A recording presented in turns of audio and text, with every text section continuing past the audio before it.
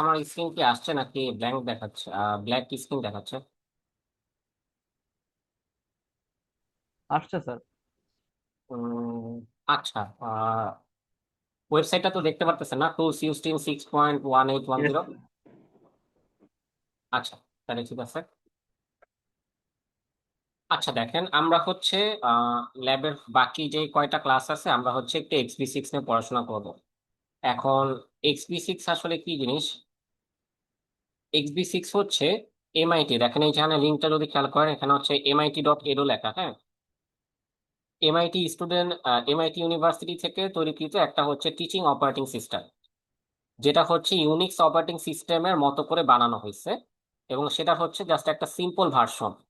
তার মানে Unix operating সিস্টেমের একদম সব ফাংশনালিটি নাই, বাট বেসিক কিছু জিনিস নিয়ে হচ্ছে একটা অপারেটিং সিস্টেম বানানো হয়েছে, যেটা হচ্ছে ইউনিভার্সিটিতে পড়ানোর কাজে এবং ল্যাবে ইউজ করা হয়। এখন আমার কাছে হচ্ছে, আমি যখন পার্সোনালি স্টুডেন্ট লাইফে এই কোর্সটা করছি, আমি করছি হচ্ছে 2023 সালে। 22-এর শেষের দিকে শুরু হয়েছে এবং 23 সালের শুরুর দিক পর্যন্ত। এই সময় হচ্ছে আমি আসলে এই কোর্সটা করছি, এবং আমার কাছে হচ্ছে পার্সোনালি XB6 এই অপারেটিং সিস্টেমের যখন ল্যাবটা হয়েছে তখন হচ্ছে আসলে এই জিনিসটা ইন্টারেস্টিং লাগছে এই সেন্সে যে আমরা হচ্ছে আসলে থিওরি ক্লাসে সোফার যা পড়াশোনা করছি, এবং আসলে অপারেটিং সিস্টেম এই কোর্সটা নেওয়ার আগে আমরা ছোটবেলা থেকে যেসব পড়াশোনা করে আসছি, যেমন স্ট্রাকচার প্রোগ্রামিং ল্যাঙ্গুয়েজ করছেন আপনারা, তারপর হচ্ছে ডেটা স্ট্রাকচার অ্যালগোরিদম করছেন, তারপর হচ্ছে কম্পিউটার আর্কিটেকচার করছেন, এরকম যা যা জিনিস শিখে আসছেন, সে সবগুলা জিনিসের একটা অ্যাপ্লিকেশন হচ্ছে এই ল্যাবের ভিতরে দেখা যায়। এটা হচ্ছে সবচেয়ে ভালো দিক এই ল্যাবটা। আর আমরা যখন হচ্ছে পরবর্তীতে আসলে প্রফেশনাল লাইফে যাব, তো হচ্ছে প্রফেশনাল লাইফে তো ধরেন সিএসসি থেকে আছে দুইটা অপশন, মানে মেজর চিন্তা করলে দুইটা অপশন আছে। একটা হচ্ছে টিচিং প্রফেশনে যাওয়া, আর একটা হচ্ছে আপনার সফটওয়্যার কোম্পানি বা ইন্ডাস্ট্রিয়াল প্রফেশনে যাওয়া। তাহলে যখন আসলে আমরা ইন্ডাস্ট্রিয়াল প্রফেশনের গুলোর দিকে যাব, ওইখানে আসলে কি করা হয় যে আপনি একটা কোম্পানিতে যাবেন, সেখানে হয়তো কোনো একটা প্রজেক্ট রানিং আছে বা কোনো একটা প্রজেক্ট নেওয়া হয়েছে, সেখানে আপনাকে একটা টিমে দেওয়া হবে। এবং সেই টিমে দেওয়ার আগে আপনাকে হচ্ছে কয়েকদিন কিছু টুকটাক ট্রেনিং দেওয়া হবে, এবং তাদের কিছু কোড বেস বানানো থাকে, যেটাতে হচ্ছে নতুন এমপ্লয়ীদের শুরুতে একটু ট্রেনিং দেওয়া হয়। যে একটা কোড বেস দিয়ে আপনাকে বলে যে এই কোড বেসটা প্রথমে বুঝতে 3-4 দিন বা 1 সপ্তাহ সময় দেয়। তারপরে বলে হচ্ছে এই কোড বেসে হচ্ছে এই এই ফিচার গুলো একটু অ্যাড করতে, আপনি নতুন একটা ফিচার একটা এক্সিস্টিং কোড বেসে অ্যাড করতে পারতেছেন কিনা, এই জিনিসগুলো দেখা হয়। তারপরে হচ্ছে আপনাকে একটা আসল প্রজেক্টে নিয়ে যাওয়া হয়। শুরুতেই হচ্ছে একদম আসল প্রজেক্টে দেয় না, যদি না স্টার্ট আপ কোম্পানি হয়। স্টার্ট আপ কোম্পানির আর কি কালচার ডিফারেন্ট, বাট একটা এস্টাবলিশ কোম্পানিতে গেলে আপনাকে শুরু থেকে কিছু ট্রেনিং দেওয়া হবে, তারপরে হচ্ছে আসল একটা প্রজেক্টে দেওয়া হবে। তাহলে এই যে আপনি যখন কোম্পানিতে যে একটা কোড বেস দেখবেন, সেখানে কিন্তু কোড বেসটা আপনাকে বুঝাই দেওয়ার কেউ নাই আসলে। আপনার কলিগরা যারা আছে তাদের থেকে টুকটাক হেল্প পাবেন, বাকি জিনিসটা হচ্ছে আসলে আপনার নিজেরই এক্সপ্লোর করে বোঝা লাগবে। এবং এই জিনিসটা বুঝতে যে আসলে আপনার এই স্টুডেন্ট লাইফে যা যা শিখতেছেন ওই শিক্ষাগুলো আসলে কাজে দিবে। তাহলে ওইটারই একটা ফ্লেভার পাওয়া যায় আসলে এই XB6 এর ল্যাবটাতে, যে আপনার হচ্ছে একটা এক্সিস্টিং অপারেটিং সিস্টেমের কোড বেস আপনি দেখতে পারতেছেন, এবং সেটা দেখে বুঝে আপনি এখানে নতুন নতুন ফাংশন ইমপ্লিমেন্ট করতে পারবেন, যেটা হচ্ছে আপনাদের অ্যাসাইনমেন্টে দেওয়া হবে। তাহলে এই দিক থেকে আসলে এই ল্যাবটা ইন্টারেস্টিং। বুঝতে পারছেন? এবং হচ্ছে আমরা থিওরিতে অপারেটিং সিস্টেম সম্পর্কে যেসব কথাবার্তা বলে আসছি, ওই জিনিসগুলো এখানে কিভাবে ইমপ্লিমেন্ট করা বা একটা স্ট্যান্ডার্ড কোড বেস আসলে কিভাবে লেখা হয়, এই জিনিসগুলোর হচ্ছে আমরা অনেকটা আইডিয়া পাবো এখান থেকে।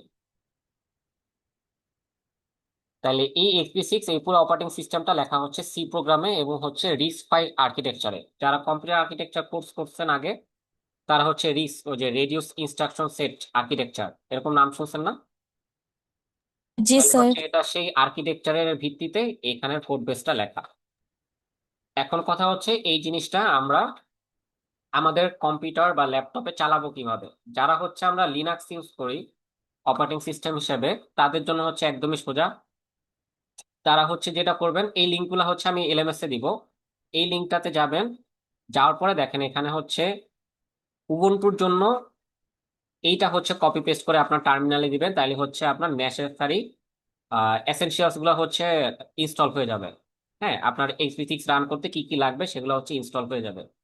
তারপরে হচ্ছে আপনি করবেন কি, এই যে XB6 এর একটা গিটহাব লিংক আছে যেখানে সোর্স কোডটা আছে, এটা হচ্ছে কপি পেস্ট করে আপনার টার্মিনালে দিবেন, তারপর হচ্ছে রান করলে x86টা আপনার কম্পিউটারে ক্লোন হয়ে আসবে।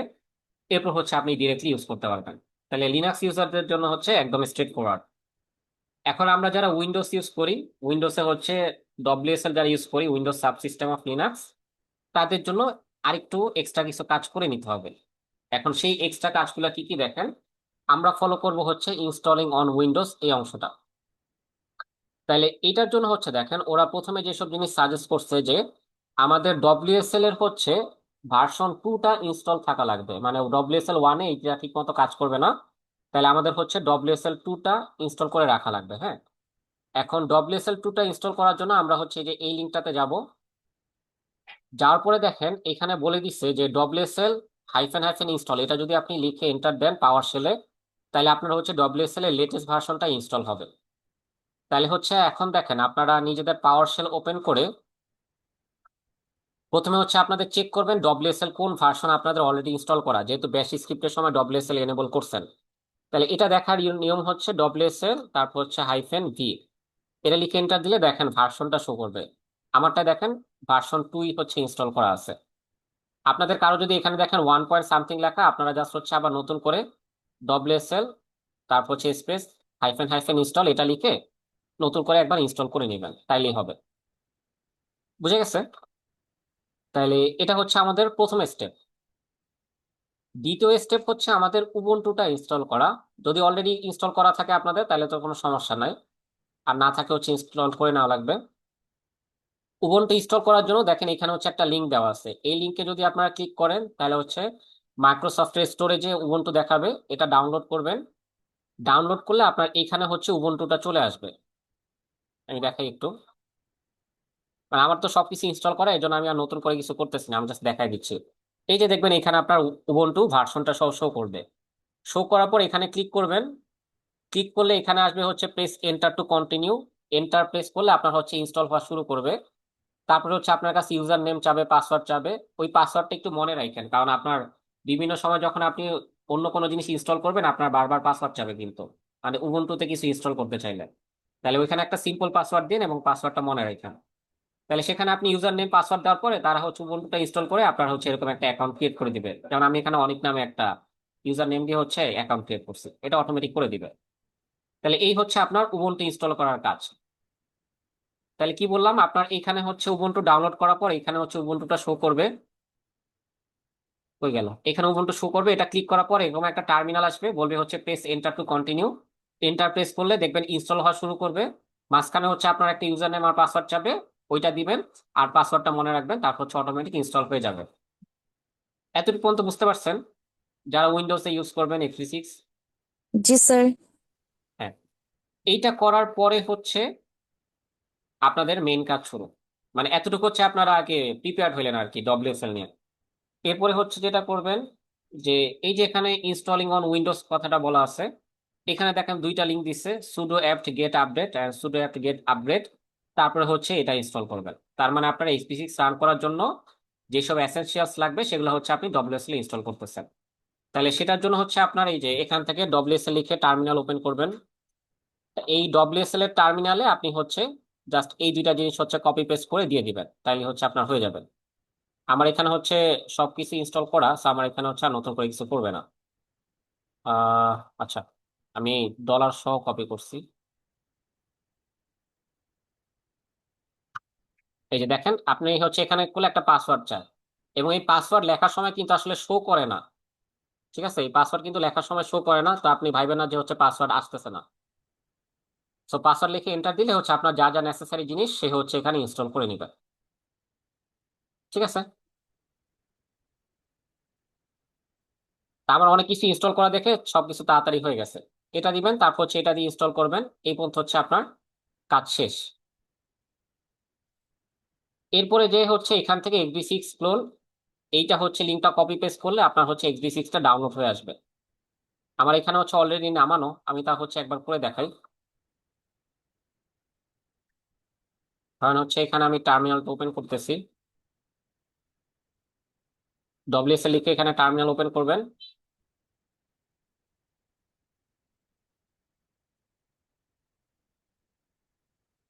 কপি হয়নি। এই যে এখানে দেখবেন হচ্ছে অটোমেটিক ডাউনলোড হওয়া শুরু করবে। আপনি হচ্ছে এই যে দেখেন এক্সবি6 এর ফোল্ডার চলে আসছে এবং এটা হচ্ছে ক্লোন হওয়া চলতেছে। ঠিক আছে, এবং ক্লোন হওয়া শেষ হয়ে গেলে আমরা হচ্ছে এরপর এটাকে ইউজ করতে পারবো।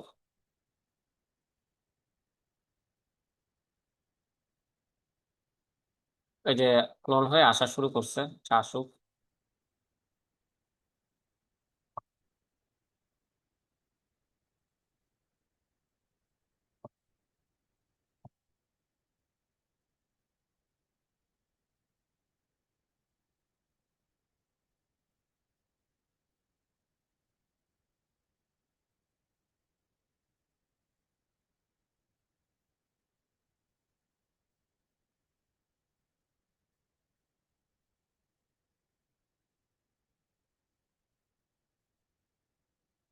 উম আচ্ছা, এখানে ভালোই সময় নিচ্ছে। মনে হয় আমরা জুমে আছি, তো এর জন্য হচ্ছে নেট স্পিড একটু কম পাইতেছে। আমরা হচ্ছে আমি আনডু করে দিই ডিলেটটা, ঠিক আছে। এখানে হচ্ছে আমার আগে থেকে ডাউনলোড করা ছিল, তো ওইটা ইউজ করি। সো ওইভাবে হচ্ছে আপনারা নামায় নেবেন, হ্যাঁ, এক্সপি6টা নামায় নেবেন। এরপরে হচ্ছে জাস্ট এই এক্সপি6টা আমরা ভিএস করে ওপেন করব এবং ভিএস করে টার্মিনাল থেকে এটাকে হচ্ছে রান করব। ভিএস করে টার্মিনালে আপনি জাস্ট হচ্ছে ডব্লিউএসএল লিখে এন্টার দিবেন, তাহলে হচ্ছে আপনার এখানে ডব্লিউএসএলটা চলে আসবে। তারপর হচ্ছে এটা রান করার কমান্ড হলো মেক কেমো। মেক, তারপর হচ্ছে স্পেস দিয়ে QEMU, এটা লিখে দেখেন এন্টার দিলে আপনার এই অপারেটিং সিস্টেমটা বুট হয়ে রান করা শুরু করবে। এই যে এক্সপি6 কার্নেল ইজ বুটিং। হার্ড দ্বারা হচ্ছে এইখানে প্রসেসর বোঝানো হয়। তার মানে এখানে দুইটা সিপিইউ স্টার্ট হচ্ছে, CPU2 আর CPU1, এই দুইটা সিপিইউ স্টার্ট হইলো। তারপর হচ্ছে আমাদের ইনিট প্রসেসটা স্টার্ট হয়েছে, যেখান থেকে আপনার বাকি সব প্রসেসগুলো তৈরি হয়। এবং হচ্ছে আপনার এখানে টার্মিনালটা আসলো। এবং দেখেন আমি যদি এখানে এলএস কমান্ডটা ইউজ করি, তাহলে আমার হচ্ছে এখানে কি কি ফাইল আছে সেই ফাইলগুলো হচ্ছে শো করে দিতেছে। তারপর ধরেন হচ্ছে যদি ইকো এক্সবি6 লিখি, তাহলে হচ্ছে যে এক্সবি6 প্রিন্ট হচ্ছে। তার মানে আমরা ব্যাশ স্ক্রিপ্টে যা যা শিখে আসছি ওই জিনিসগুলো হচ্ছে কিছু কমান্ড এখানে দেখতে পারলাম। তাহলে এই পর্যন্ত বুঝছেন এক্সবি6টা কিভাবে আপনাদের কম্পিউটারে ইউজ করবেন? জি স্যার, বুঝতে পেরেছি। হ্যাঁ। আচ্ছা, তাহলে এবার কমান্ড গুলো কি ডাব্লিউএসএল এর কমান্ড গুলো এখানে ইউজ করতে পারবো? না, সবগুলা হচ্ছে আসলে ইউজ করতে পারবো না। দেখেন কি কি আচ্ছা আচ্ছা, করতে ওকে। পারবো কি কি পারবো না, সেটা ডিপেন্ড করতেছে এখানে কি কি কমান্ড আসলে দিয়ে দিছে তার উপর। জি স্যার, বুঝতে পেরেছি। তো এবার একটু আপনারা সবাই একটু খাতা কলম নিয়ে বসেন। আমি হচ্ছে আজকে যেটা করব, স্যার, হ্যাঁ, ম্যাকের জন্য হচ্ছে কি হয় সেটা তো বললেন না। ম্যাথের জন্য হচ্ছে সেম নিয়মে এই যে দেখেন এখানে লিঙ্কই দেওয়া আছে। ইনস্টলিং অন উইন্ডোজ না, ইনস্টলিং অন ম্যাক। আপনি জাস্ট হচ্ছে ম্যাকের জন্য কতটুকু আছে, ম্যাকের জন্য হচ্ছে এতটুকু, এতটুকু অংশ ফলো করলেই হয়ে যাবে। এটা শুধু আমি টার্মিনালে হচ্ছে ই করলে তো হয়ে যাচ্ছে, তাই হ্যাঁ, না? টার্মিনালে হচ্ছে এগুলা ইনস্টল দেওয়ার পরে ফাইনালি করবেন কি, এই লিঙ্ক থেকে এক্সবি6টা ক্লোন করে নামায় নিবেন, এটাই। স্যার, স্যার আর নিচে যে হচ্ছে যে গিটের জন্য যেটা ওইটাও কি করতে হবে, না শুধু উপরটা করলেই হয়ে যাবে? না না, শুধু এটা। Okay sir. আর এটা তো হচ্ছে এক্সবি6 এর একটা বই আছে, সেই বইটা যদি ডাউনলোড করতে চান তাহলে মেনলি হচ্ছে আমাদের এটা লাগবে। আর হচ্ছে কমান্ড সেমই, আপনি হচ্ছে আপনার ম্যাকেও হচ্ছে এই যে মেক কেমো লিখে রান করলেই হচ্ছে আপনার এটা রান হবে। Okay sir. কেমো হচ্ছে এখানে একটা টুল আর কি, যেটা হচ্ছে আপনার এই মেক ফাইলে যা যা আপনি অবজেক্ট ফাইল দিচ্ছেন বা যেসব প্রোগ্রামের কথা বলছেন, সেই প্রোগ্রামগুলোকে হচ্ছে কম্পাইল করে তারপরে হচ্ছে রান করে। এটা হচ্ছে আর কি কেমোর কাজ। আর মেক হচ্ছে এখানে জাস্ট একটা কমান্ড, আর কেমো হচ্ছে একটা টুল। তো আমরা হচ্ছে আজকে যেটা করব যে এক্সপি6টা একটু এক্সপ্লোর করব আসলে কোথায় কি কি জিনিস আছে। আর আমরা হচ্ছে ল্যাবে যা করব জন্য কি কি জিনিস জানা লাগবে, এটাই আর কি। আর নেক্সট ক্লাসে আমরা হচ্ছে ফাইনালি এক্সপি6 এ কিছু ফাংশনালিটি অ্যাড করব আর কি। আমরা থিওরি ক্লাসে যা যা শিখছি আগে বা এখন যা শিখতেছি ওগুলার হচ্ছে এক দুইটা ফাংশনালিটি ইমপ্লিমেন্ট করে দেখব। এটাই হচ্ছে কাজ আর কি আমাদের এক্সপি6 এ।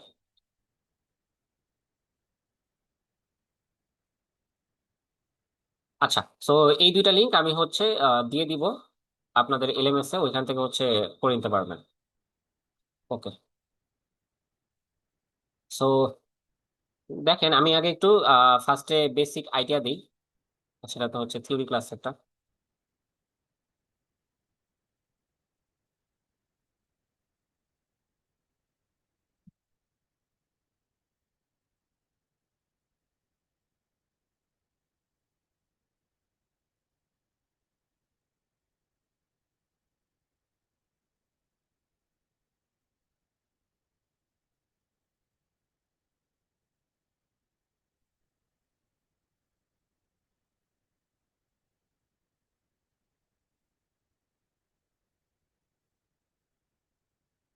আচ্ছা, তাহলে সবাই এবার একটু কষ্ট করে খাতা কলম নিয়ে বসেন, হ্যাঁ। এই বেসিক আইডিয়া গুলো আগে একটু লাগবে এই ফিজিক্স পড়াশোনা শুরুর আগে। প্রথমে দেখেন, আমাদের যে এক্সপি 6 নিয়ে আমরা হচ্ছে পড়াশোনা করব, এই এক্সপি 6টা হচ্ছে ইউনিক্স এর অপারেটিং সিস্টেম, ইউনিক্স এর simplified version, Unix like simple operating system, Unix এর একটা সিম্পলিফাইড ভার্সন। এবং এই এক্সপি 6টা লেখা হয়েছে হয়েছে সি প্রোগ্রামিং ল্যাঙ্গুয়েজ দিয়ে, হ্যাঁ। সি প্রোগ্রামিং ল্যাঙ্গুয়েজের উপর বেস করে হচ্ছে এই জিনিসটা লেখা হয়েছে, সি প্রোগ্রামিং ল্যাঙ্গুয়েজ।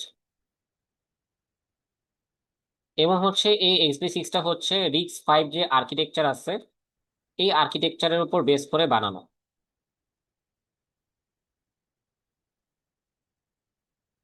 আচ্ছা, এই এক্সপি 6-এ আমি যদি হচ্ছে আপনাদের যখন ফোল্ডার গুলো ইন্ট্রোডিউস করাবো, দেখবো হচ্ছে বেসিক কিছু জিনিস আছে। একটা হচ্ছে ইউজার ফোল্ডার আছে, একটা হচ্ছে কার্নেল ফোল্ডার আছে। মেনলি হচ্ছে এই দুইটা জিনিস নিয়ে আমাদের কথাবার্তা হবে, হ্যাঁ। আমাদের ইউজার রিলেটেড যেসব প্রোগ্রাম সেগুলো হচ্ছে ইউজার ফোল্ডারে থাকবে, আর অপারেটিং সিস্টেমের নিজস্ব ফাংশনালিটি যেগুলা সেগুলো হচ্ছে কার্নেল ফোল্ডারে থাকবে।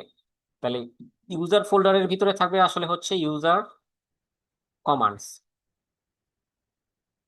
ইউজার কমান্ডস কি কি, যেমন হচ্ছে আমরা একটু আগে ইকো কমান্ডটা দেখলাম, এটা হচ্ছে একটা ইউজার কমান্ড। এলএস কমান্ডটা দেখলাম, এটা হচ্ছে ইউজার একটা কমান্ড। তারপর হচ্ছে আমরা গ্রেপ কমান্ড ইউজ করছি না ব্যাশ স্ক্রিপ্টের ক্লাসে, এগুলো হচ্ছে এক একটা ইউজার কমান্ড। আর কার্নেল গুলা কি, কার্নেল গুলার ভিতরে অ্যাকচুয়ালি থাকে হচ্ছে আপনার সিস্টেম কল। আমরা হচ্ছে থিওরি ক্লাসে বিভিন্ন সিস্টেম কল শিখছিলাম, যেমন হচ্ছে ফর্ক, তারপরে হচ্ছে এক্সেক, হ্যাঁ, এরকম বেশ কিছু হচ্ছে gate PID, gate PID system call না আসলে, এরকম বেশ কিছু সিস্টেম কল দেখছি, সেগুলো হচ্ছে কার্নেল ফোল্ডারে থাকে। অ্যাডিশনালি কি থাকে, যে আপনার প্রসেস রিলেটেড ইনফরমেশন যেগুলো অপারেটিং সিস্টেম ইউজ করে, প্রসেস রিলেটেড ইনফরমেশন, তারপরে হচ্ছে ফাংশনস, এই জিনিসগুলো থাকে। তারপর হচ্ছে কি মেমোরি নিয়ে কাজ করে operating system, memory related functions,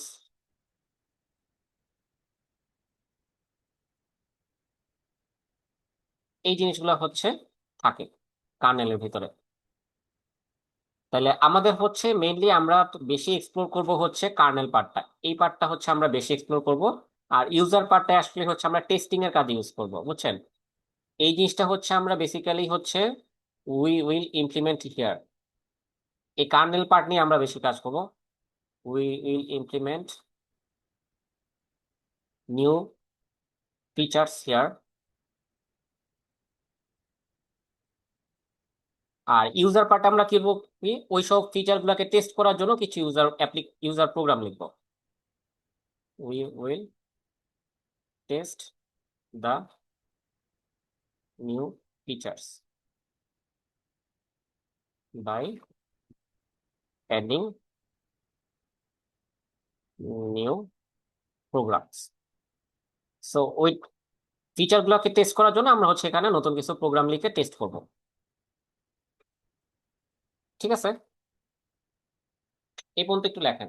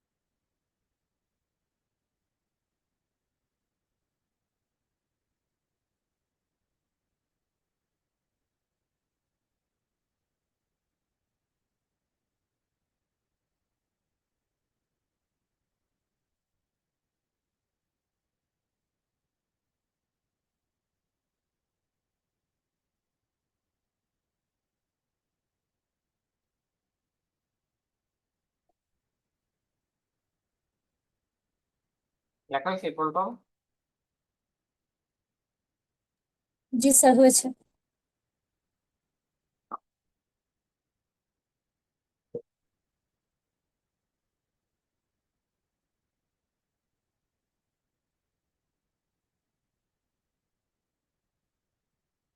আচ্ছা, এবার হচ্ছে আমরা XB6 থেকে আসলে আমরা কতটুকু কি করবো এটা একটু বলি এবার। যে XB6 থেকে আমরা হচ্ছে যেহেতু সময় কম, আমরা হচ্ছে দুইটা জিনিস করব XB6 থেকে। আমরা হচ্ছে সিস্টেম কল অ্যাড করা দেখব।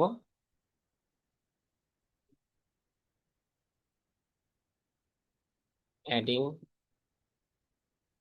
নিউ সিস্টেম কল, এটা দেখব।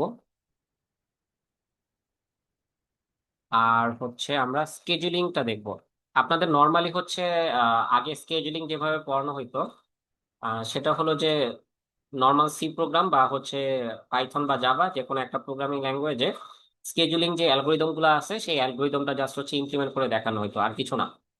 হ্যাঁ, আর কিছু হচ্ছে একটা ডেমো প্রসেস নিয়ে মানে হচ্ছে ওগুলা একটু রান টান করে দেখানো হতো।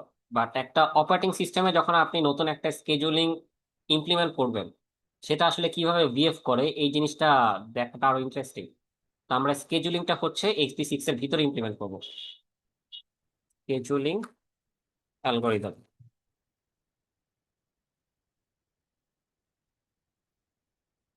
এগুলা হচ্ছে আমরা এখানে ইমপ্লিমেন্ট করে দেখব। ঠিক আছে।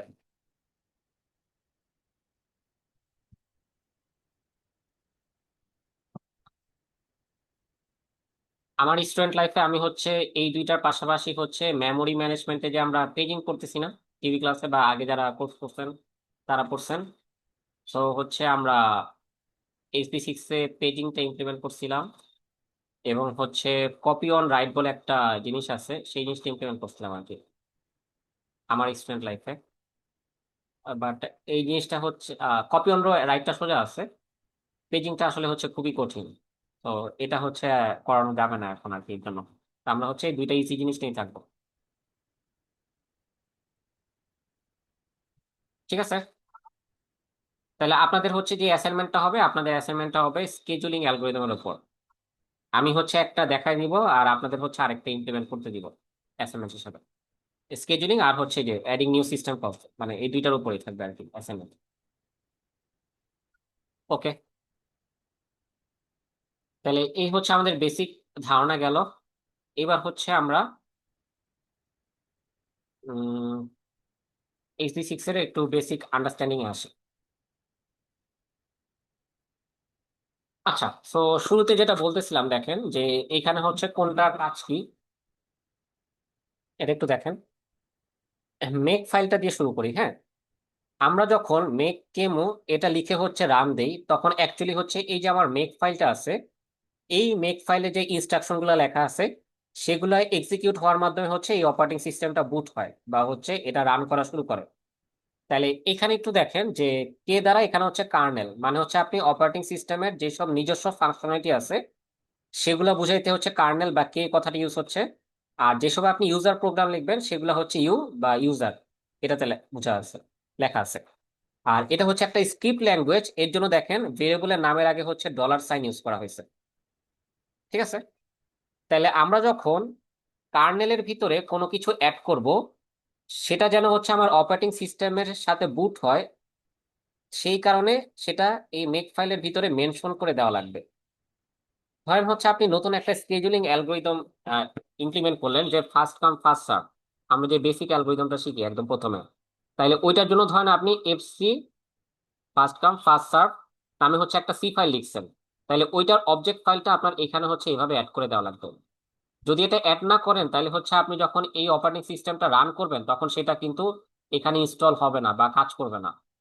তাহলে আমরা যদি কোনো ফাংশনালিটি ইমপ্লিমেন্ট করি এবং সেটা চাই যে আমার অপারেটিং সিস্টেমের সাথে রান হোক, তাহলে হচ্ছে সেই ফাংশনটা যে সি ফাইলে লিখবো তার অবজেক্ট ফাইলটাকে এই মেক ফাইলের ভিতরে অ্যাড করে দিতে হবে। তাহলে এইটা একটু লেখেন যে আমরা যখন কার্নেলের ভিতরে কোনো নতুন সি ফাইল অ্যাড করব, সেটার অবজেক্ট ফাইল হচ্ছে মেক ফাইলে অ্যাড করতে হবে। এর একটু লিখে রাখেন, when we add a new C file in kernel folder,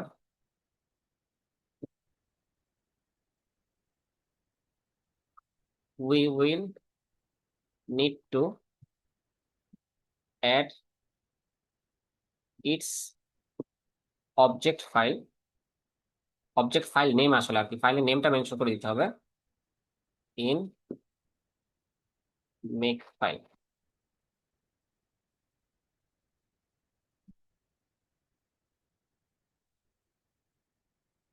ঠিক আছে না? এই পয়েন্ট একটু লিখে নেন, তাহলে হচ্ছে আপনাদের পরবর্তীতে ট্র্যাক হারায় ফেলবেন না আসলে কোথায় কি অ্যাড করতে হবে।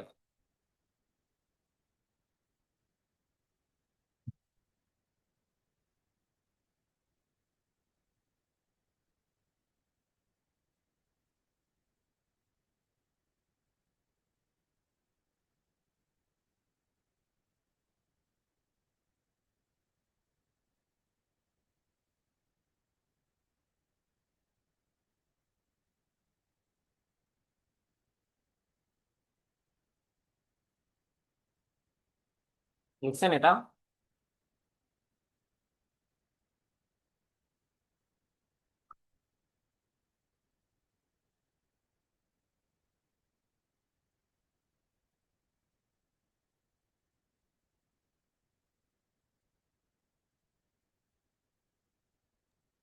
জি স্যার। আচ্ছা, না স্যার, আরেকটু। আমাদের করোনার সময় যখন হচ্ছে প্রথম অনলাইন ক্লাস শুরু হয়, আমাদের হচ্ছে আমরা যখন সেকেন্ড সেমিস্টারে ছিলাম তখন করোনা আসে, অনলাইন ক্লাস তখন শুরু হয়। তখন আমরা হচ্ছে 1-2 মানে লেভেল 1 টার্ম 2-তে। এরপরের সেমিস্টার যখন শুরু হয় আর কি, 2-1 যখন শুরু হয় তারপরেরটা, তখন আমাদের একজন কোর্স টিচার ছিলেন, হ্যাঁ। উনি হচ্ছে অনলাইন ক্লাসে মাঝখান দিয়ে ইচ্ছা করে লিঙ্কটা কেটে দিতেন, মানে মিটিং ইন করে দিতেন, ইন করে হচ্ছে আবার নতুন করে শুরু করতেন। তাইলে হচ্ছে যারা ঘুমায় থাকে, যারা হচ্ছে ক্লাস অন করে অন্যদিকে চলে যায়, ওরা হচ্ছে বাদ পড়ে যায়, আর যারা হচ্ছে অ্যাক্টিভ তারা হচ্ছে জয়েন করে। আপনাদের সাথে কি এটা করতে হবে কিনা বলেন তো? না স্যার, একদমই না না স্যার, স্যার, করেন accurate না আমরা। প্লিজ। তাহলে আপনারা একটু সজাগ থাকেন, হ্যাঁ। কি জি স্যার। দরকার স্যার এত কষ্ট করেন? আমার মজাই লাগতো স্যার যখন এটা করতাম, হুট করে হচ্ছে দেখি লিঙ্ক ক্লোজ হয়ে গেছে। এরপরে হচ্ছে আবার দেখি সবাই গ্রুপ চ্যাটে বলা বলি করতে, স্যার মিটিং এ নতুন করে জয়েন করতে হবে। এখন আমাদের তো হচ্ছে গ্রুপ চ্যাট ছিল, আপনাদের তো ওইটা নাই। তো আপনাদের আসলে আপডেট কে দিবে তখন? আচ্ছা, দেখেন এবার হচ্ছে, এটা তো হচ্ছে কার্নেলের কথা গেল, হ্যাঁ। সিমিলারলি আমরা যখন কোনো ইউজার প্রোগ্রাম অ্যাড করব, সেই ইউজার প্রোগ্রামটা এরকম এক জায়গায় মেনশন করতে হয়, সেটা হচ্ছে দেখেন $U দিয়ে লেখা, এই যে ইউজার প্রোগ্রামস। ইউপ্রোক্স মানে হচ্ছে ইউজার প্রোগ্রামস। তো এই ইউজার প্রোগ্রামগুলো দেখেন অলরেডি দেওয়া আছে। তার মানে ক্যাট কমান্ড আমরা ইউজ করতে পারবো, ইকো কমান্ড ইউজ করতে পারবো, গ্রেপ কমান্ড ইউজ করতে পারবো, কিল ইউজ করতে পারবো, এলএস ইউজ করতে পারবো, ডিরেক্টরি তৈরি করতে mkdir ইউজ করতে পারবো, ফাইল রিমুভ করতে rm ইউজ করতে পারবো, হ্যাঁ। তারপর হচ্ছে ওয়ার্ড কাউন্টের জন্য wc ইউজ করতে পারবো, এরকম। তো একজন জিজ্ঞেস করছিলেন না আমরা হচ্ছে ব্যাশ স্ক্রিপ্টের সব কমান্ড ইউজ করতে পারবো কিনা, আসলে না। যে কয়টা কমান্ড এই অপারেটিং সিস্টেমে বিল্ড করে দিছে সেই কয়টা ইউজ করতে পারবো। তাহলে আমরা হচ্ছে জি স্যার, বুঝতে পেরেছি। তা আমরা যদি নতুন কোনো একটা কমান্ড অ্যাড করি আমাদের এখানে মেনশন করে দিতে হবে। এটা হচ্ছে আমি আজকে দেখাবো যে একটা ইউজার স্পেসে কিভাবে নতুন কমান্ড অ্যাড করা যায়, এটা আজকে দেখাবো। সেখানে তখন হচ্ছে অ্যাড করে নিব। তাহলে আমাদের মেক ফাইলে হচ্ছে এই দুইটাই কাজ থাকবে। আর ফাইনালি হচ্ছে আমরা যখন স্কেজুলিংটা ইমপ্লিমেন্ট করব, থিওরি ক্লাসে যখন হচ্ছে স্কেজুলিং পড়ায় টিচাররা বা আমি পড়াইছি, তখন একটা কথা বলতাম আমরা যে স্কেজুলিং এখানে হচ্ছে আমরা সিম্পলিসিটির জন্য ধরে নিতেছি কি প্রসেসর একটাই আছে, কারণ মাল্টি প্রসেসর চিন্তা করলে স্কেজুলিংটা আরো কমপ্লেক্স হয়ে যাবে। তাহলে সিম্পলিফাইড হিসেবে আমরা হচ্ছে একটা প্রসেসর নিয়ে অ্যালগোরিদম গুলো ইমপ্লিমেন্ট করতেছি, এরকম চিন্তা করে নিতাম। তো এই অপারেটিং সিস্টেমে দেখেন প্রসেসরের সংখ্যা হচ্ছে 3টা, এই যে নাম্বার অফ সিপিইউস হচ্ছে 3। তাহলে আমরা যখন স্কেজুলিং অ্যালগোরিদম ইমপ্লিমেন্ট করব এবং টেস্ট করব, তখন এখানে 3টা চেঞ্জ করে 1 দিয়ে রাখবো, মানে একটা প্রসেসর নিয়ে কাজ করব তখন। আপাতত 3ই থাকুক। তো যখন হচ্ছে আমরা স্কেজুলিং ইমপ্লিমেন্ট করব তখন খেয়াল রাখেন যে আমরা কিন্তু প্রসেসরটা চেঞ্জ করে নাম্বার অফ প্রসেসর 1 করে নিব, একটা প্রসেসর নিয়ে কাজ করবো আর কি। এই তো, এছাড়া আমাদের আর কোথাও মেক ফাইলে হাত দেওয়া লাগবে না। তাহলে একটা হচ্ছে ইউজার প্রোগ্রাম অ্যাড করতে এখানে একটু হাত দেওয়া লাগবে, আর কার্নেলের জিনিসগুলো অ্যাড করতে এখানে একটু হাত দেওয়া লাগবে, এছাড়া আর কোনো কিছু করা লাগবে না এই মেক ফাইলে। ঠিক আছে, এই হচ্ছে আমাদের মেক ফাইল নিয়ে কাজ। ওকে। আর এই যে আমরা যখন মেক কেমো লিখে রান দিই তখন হচ্ছে এই যে এই জায়গার ইনস্ট্রাকশনটা এক্সিকিউট হয়। এই হচ্ছে ব্যাপার, এখানে ইনস্ট্রাকশনটা হচ্ছে এক্সিকিউট হয়। আচ্ছা, তাহলে আমাদের মেক ফাইল শেষ। এমকেএফএস এই ফাইলটা আমাদের কখনো লাগবে না, এটাতে আমরা হাত দিব না, এটা যা আছে তাই। এবার আসি হচ্ছে ইউজার ফাইলটাতে।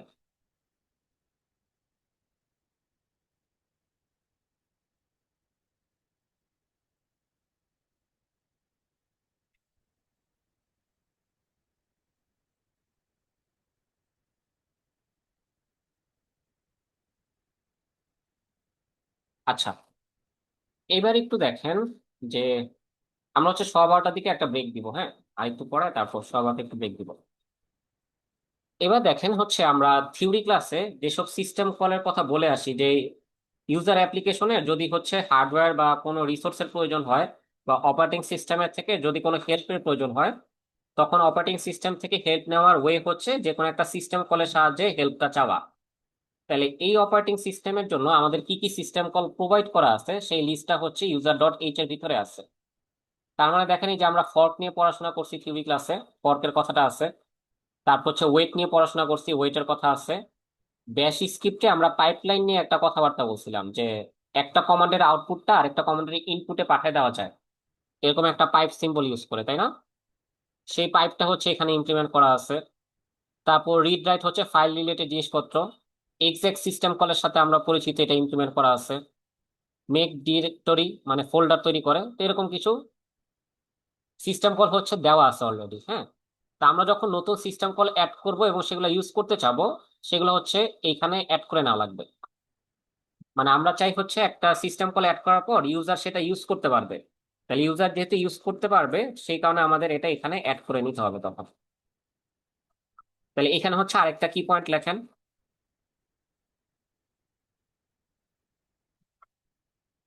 এটা তো হচ্ছে কার্নেলের কথা বললাম, সাথে হচ্ছে আপনারা ইউজার প্রোগ্রামের কথা লেখেন।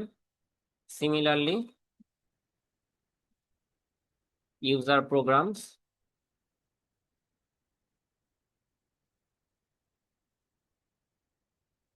object files need to be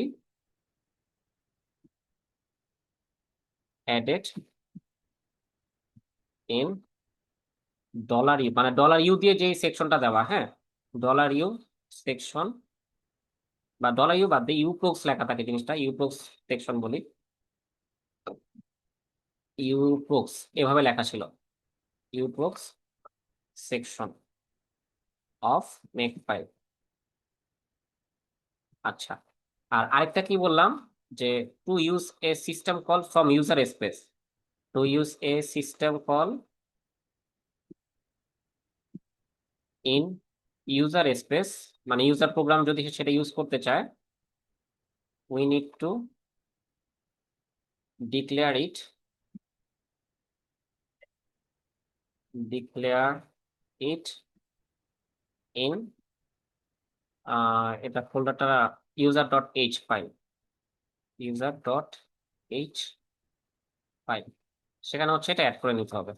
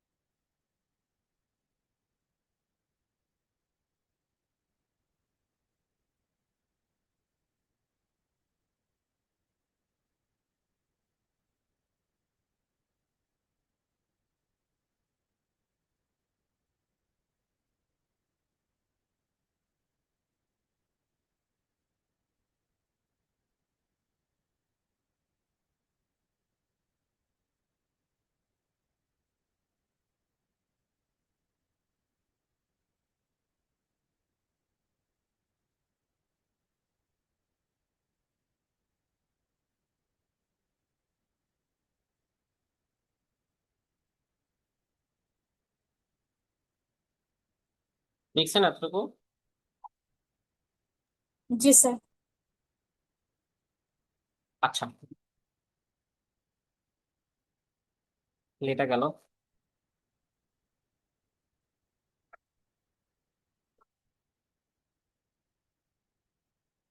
এরপরে হচ্ছে আমরা একটু দেখি যে আমাদের কাছে যেসব সিস্টেম কল সরি যেসব কমান্ড অলরেডি দিয়ে দিছে সেগুলোর হচ্ছে চেহারাটা কেমন দেখায়, এবার একটু ওটা দেখি। হ্যাঁ, যেমন দেখেন ইকো ডট সি, এটা হচ্ছে অনেকটা ওই যে প্রিন্টএফ এর মতো কাজ করে। আমরা ইকোর পরে যা কিছু লিখি হচ্ছে সেটাই সে এখানে রিপিট করে। এই যে ইকো এক্সবি6 লিখছি, এক্সবি6 শো করে। তাহলে দেখেন যখন আমরা একটা ইউজার প্রোগ্রাম লিখবো তখন কি কি জিনিস অ্যাড করা লাগে, যে কার্নেলে হচ্ছে আপনার কি কি ডেটা টাইপ আছে সেটার জন্য হচ্ছে kernel slash types dot H এই ফোল্ডারটা অ্যাড করতে হয়, সরি এই ফাইলটা অ্যাড করতে হয়। তারপর হচ্ছে kernel slash stat dot h, এটাতে কি আছে আমরা দেখবো, এটা অ্যাড করতে হয়। আর user slash user dot h, user dot h এ হচ্ছে আমরা দেখলাম একটু আগে সব সিস্টেম কলগুলো থাকে। তো এই যে উম, এই ইউজার ডট এইচ এখানে হচ্ছে সব ফাংশন গুলা থাকে, এটা হচ্ছে অ্যাড করে নিতে হয়। এই কয়টা জিনিস অ্যাড করার পর হচ্ছে আমরা একটা সি প্রোগ্রাম যেভাবে লিখি মেইন ফাংশনের ভিতর, ঠিক দেখেন ওভাবেই লেখা হয়েছে। যে একটা ভেরিয়েবল নেওয়া আছে আই, ওইটা দিয়ে হচ্ছে একটা ফর লুপ চালানো হয়েছে। ফর লুপের ভিতরে হচ্ছে আপনি এখানে যেই লেখাটা লিখতেছেন স্ট্রিং আকারে সেটাই হচ্ছে character by character just print করে দেওয়া হচ্ছে। রাইট ফাংশনটার মাধ্যমে হচ্ছে এই টার্মিনালে সে রাইট করে দিতেছে, এটাই একদম সিম্পল। তা আমাদের এইগুলোর ইমপ্লিমেন্টেশন ডিটেলস লাগবে না, বাট একটা জিনিস ইমপ্লিমেন্ট করতে কি কি জিনিস একটু ইনক্লুড করে নেওয়া লাগে বা প্যাটার্নটা কিরকম সেগুলোর সাথে একটু পরিচিত হওয়া। তাহলে আমাদের হচ্ছে ইউজার প্রোগ্রাম লেখার সময় এই তিনটা জিনিস হচ্ছে আমরা এখান থেকে অ্যাড করে নিব। তাহলে আমরা হচ্ছে এবার একটা ইউজার প্রোগ্রাম লিখে দেখি নিজেদের মতো। তাহলে আমরা হচ্ছে যখন ইউজার প্রোগ্রাম লিখবো সেটা হচ্ছে ইউজার ফোল্ডারের ভিতরে থাকবে। তাহলে এখানে হচ্ছে ধরেন একটা নতুন ফাইল তৈরি করতেছি মাইপ্রোব ডট সি। তাহলে যখন হচ্ছে একটা নতুন ইউজার প্রোগ্রাম লিখবো আমরা হচ্ছে এই তিনটা জিনিস এখান থেকে কপি পেস্ট করে আনবো। আচ্ছা, এবার ধরেন হচ্ছে এখানে আমরা কিছু সিম্পল জিনিসপত্র লিখবো। ধরেন হচ্ছে জাস্ট একটা প্রিন্টএফ লিখতেছি যে এক্সপি6 ইজ অসাম, আর এরপরে হচ্ছে রিটার্ন 0 দিচ্ছি। ঠিক আছে, এরপরে দেখেন আমরা এতক্ষণ যা যা পড়লাম সেই অনুযায়ী যখন একটা প্রোগ্রাম বা একটা সি ফাইল আমরা হচ্ছে ইউজার ফোল্ডারে লিখবো, সেটার হচ্ছে অবজেক্ট ফাইলটা আমাদের মেক ফাইলের ভিতরে অ্যাড করে আসা লাগবে। তাহলে একটা সি ফাইলের অবজেক্ট ফাইল তৈরি হয় হচ্ছে মাইপ্রোব ডট ও, মানে সেম নেমে এক্সটেনশনটা ডট ও হয়। তাহলে আমরা এই জিনিসটা হচ্ছে মেক ফাইলে অ্যাড করে আসবো। কোথায় অ্যাড করে আসবো, এই যে ইউপ্রক্সের সেকশনে। এখানে দেখেন জিনিসগুলো অ্যালফাবেটিক অর্ডারে দেওয়া আছে, তো আমরা অ্যালফাবেটিক অর্ডার অনুযায়ী এখানে হচ্ছে অ্যাড করতেছি যাতে সহজে খুঁজে পেতে সুবিধা হয়। তারপর এখানে হচ্ছে একটা ব্যাকস্ল্যাশ ফর স্ল্যাশের ভিতরে আন্ডারস্কোর দিয়ে মাইপ্রব ডট ও এভাবে হচ্ছে অ্যাড করব। কেন এই কনভেনশনে অ্যাড করতেছি, যখন হচ্ছে আপনি মেক ফাইলের ভিতরে সব প্রোগ্রামগুলো কম্পাইল করবেন, আপনি ডট সি ফাইল যেভাবে লিখছেন তার আগে একটা আন্ডারস্কোর বসে ডট ও ফাইলগুলো আসে। সরি, এখানে ডট ওটা মেনশন করা লাগবে না, এভাবে দিলেই হবে আর কি। মানে এইখানে যেভাবে কম্পাইল করার কোড লেখা সেই অনুযায়ী হচ্ছে আন্ডারস্কোরটা অটোমেটিক তারা দিয়ে দেয় অবজেক্ট ফাইলে। এখানে হচ্ছে আমরা এখানে আন্ডারস্কোর সহ নামটা বসাবো।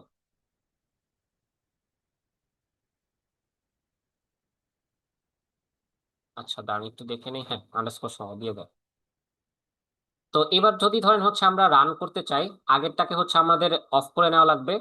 এই টার্মিনাল ক্লোজ করার নিয়মটা হচ্ছে কন্ট্রোল এ তারপরে হচ্ছে এক্স, এভাবে হচ্ছে টার্মিনাল ক্লোজ করে। এই টার্মিনালটা নর্মালি এক্সিট লিখলে ক্লোজ হয় না, বুঝছেন। এক্সবি6 টার্মিনাল ক্লোজ, ক্লোজ কমান্ড, এটা হচ্ছে আপনি কন্ট্রোল প্লাস এ, এটা প্রেস করার পরে এরপরে হচ্ছে আপনি একটা গ্যাপ নিয়ে এক্সপ্রেস করবেন, তাহলে হচ্ছে আপনার টার্মিনালটা ক্লোজ হয়ে যাবে। তাহলে কন্ট্রোল এফ তারপর হচ্ছে এক্সপ্রেস করলেই হচ্ছে টার্মিনাল ক্লোজ হয়ে যাবে, এই যে ডেমো টার্মিনেটেড। তাহলে এখন হচ্ছে আমার এই যে আমি একটা নতুন প্রোগ্রাম অ্যাড করলাম, এটার জন্য হচ্ছে আমার নতুন করে এইচপি6টাকে রিবুট করে নেওয়া লাগবে।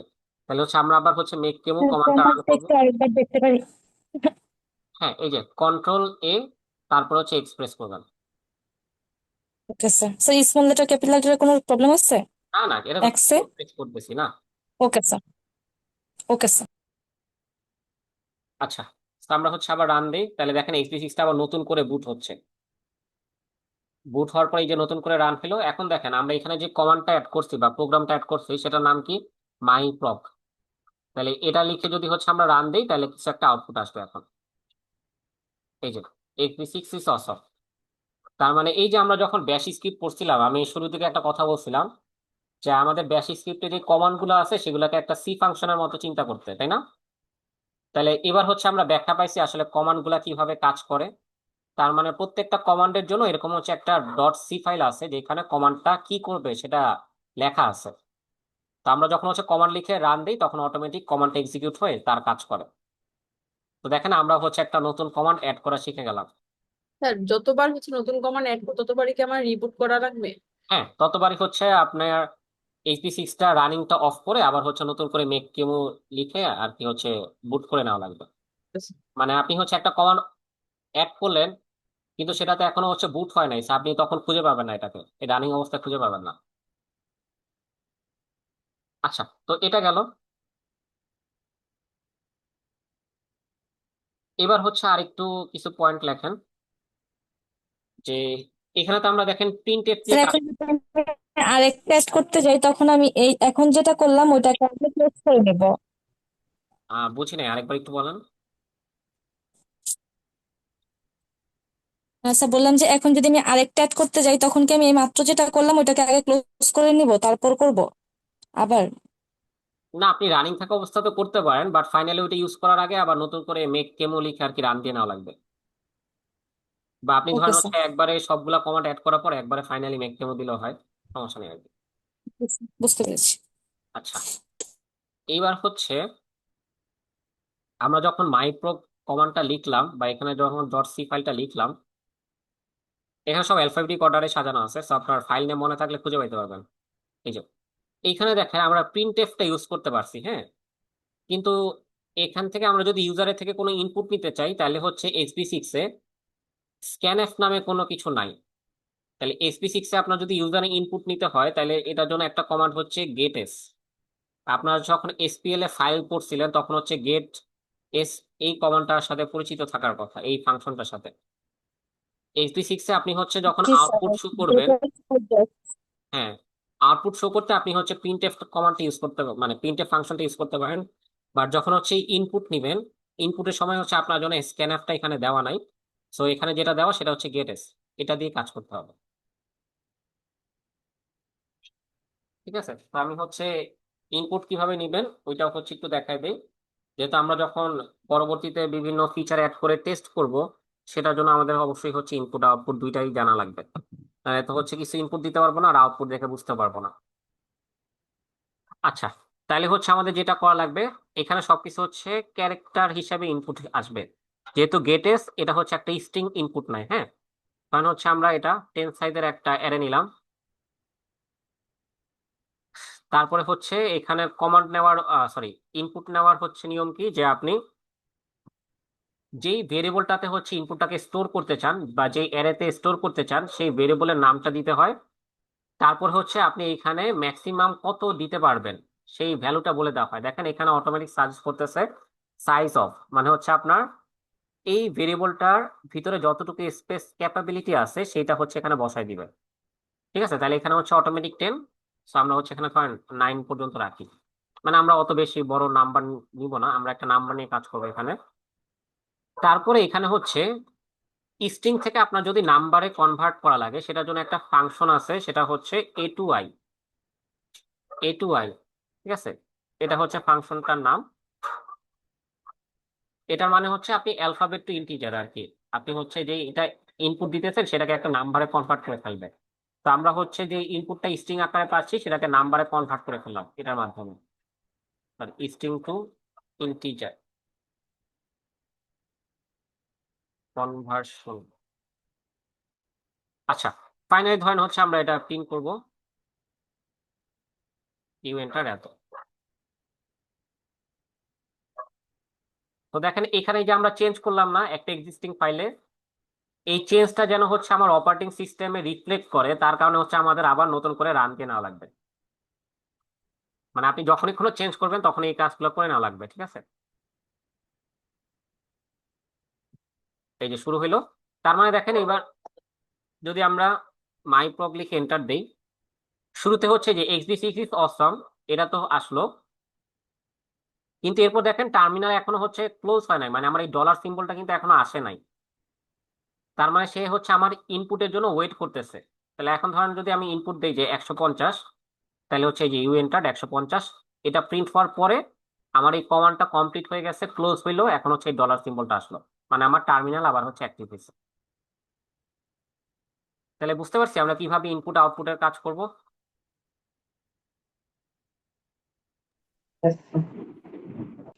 স্যার এখানে নাম্বার ইনপুট না দিয়ে কি কোনো স্ট্রিং ইনপুট দিতে পারি? হ্যাঁ, দিতে পারি। আমরা তাহলে হচ্ছে সেই স্ট্রিংটাই প্রিন্ট করবো তখন না। আউটপুটটা কেমন আসবে?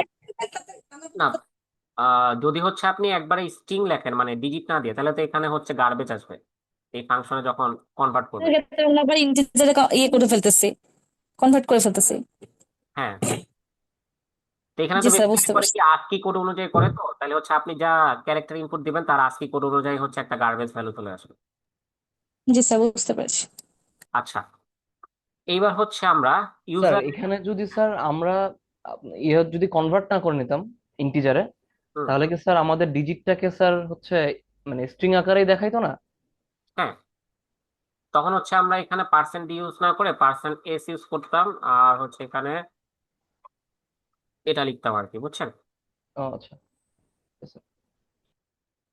আচ্ছা, মানে এই স্ট্রিংটা তো ঝামেলা মুক্ত, এটা হচ্ছে আমাদের এখানে যে কনভার্সন করে নেওয়া লাগবে, এর জন্য ওইটা দেখাইলাম। তা আপনি যখন স্ট্রিং দিবেন তখন তো সেটা ডিরেক্টলি ইউজ করতে পারবেন, ওইটা তার ঝামেলা নাই। আচ্ছা, এবার হচ্ছে আমরা একটু প্রিন্টএফ কমান্ডটার একটা জিনিস একটু আপনাদের দেখাই। এই যে প্রিন্টএফ ডট সি, এইখানে দেখেন একটা কমেন্ট আছে, print to the given formats, হ্যাঁ, only understands percentage d, percentage x, percentage p, percentage S.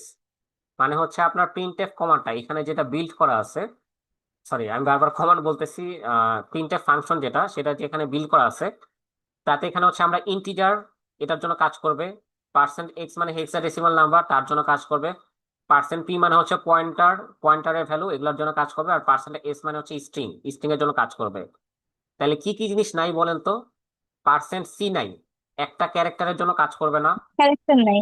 হ্যাঁ, জি পার্সেন্ট স্যার। এস নাই, ফ্লোটিং পয়েন্ট নাম্বার বা হ্যাঁ দশমিক নাম্বারের জন্য কাজ করবে না। তাহলে হচ্ছে আপনারা যখন টেস্ট করার সময় যদি দশমিক নাম্বার দেন তাহলে কিন্তু কাজ করবে না, এটা খেয়াল রাখেন। জি স্যার, বুঝতে পারছি। আচ্ছা, এটা গেল আমাদের এইখানে হচ্ছে, আর তেমন কিছু আপাতত লাগবে না, যখন লাগবে আমরা হচ্ছে এসে দেখে নিব। এইবার হচ্ছে আমরা একটু ইনিট প্রোগ্রামে যাই, আর হচ্ছে মেইন ডট সিটা দেখবো। স্যার একটু ব্রেক দেওয়া যায় না? হ্যাঁ, এখনই ও হয়ে গেছে না সময়? আহ হ্যাঁ, আমরা তাহলে হচ্ছে ব্রেকেই যাই, ব্রেক থেকে এরপরে শুরু করি। তাহলে আমরা হচ্ছে আবার 12:30টার পরে শুরু করবো, ঠিক আছে? Okay sir.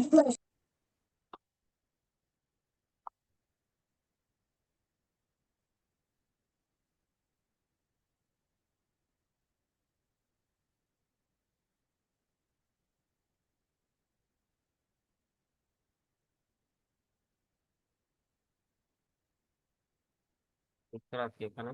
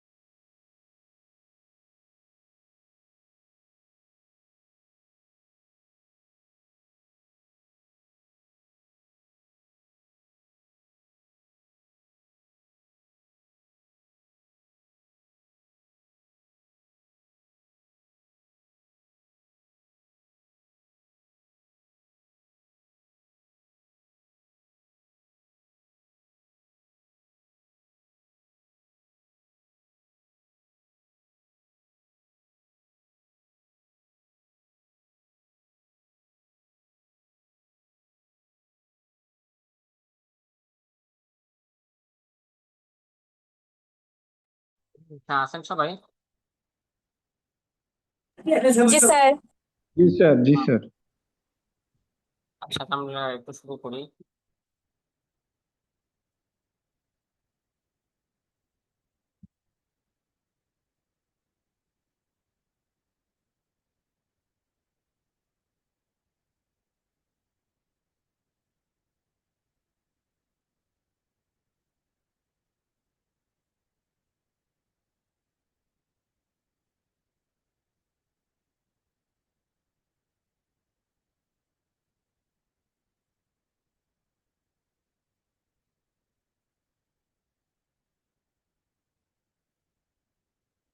আচ্ছা, এই যে দেখেন, আমাদের যখন হচ্ছে আমরা মেক কেমো লিখে এই SP6টাকে স্টার্ট করি, তখন এই যে একটা লাইন প্রিন্ট হয়, ইনিট স্টার্টিং এসএইচ, মানে হচ্ছে এই টার্মিনাল বা শেলটাকে হচ্ছে স্টার্ট করতেছে। সেই কোডটা হচ্ছে ইনিট ডট সি তে লেখা আর কি। তো এটা হচ্ছে একটা দেখেন ইনফাইনাইট ফর লুপে চলতে থাকে। আমরা যখন হচ্ছে কোনো একটা প্রসেস বা কমান্ড লিখে রান দিই, তখন সে হচ্ছে ফর্কটা মানে এই প্রসেসটা মানে একটা শেল তৈরি করার জন্য হচ্ছে ফর্ক কল করে। ফর্ক কল করার পরে হচ্ছে এই যে এক্সেকের ভিতরে দেখেন এসএইচ লিখে দেয়।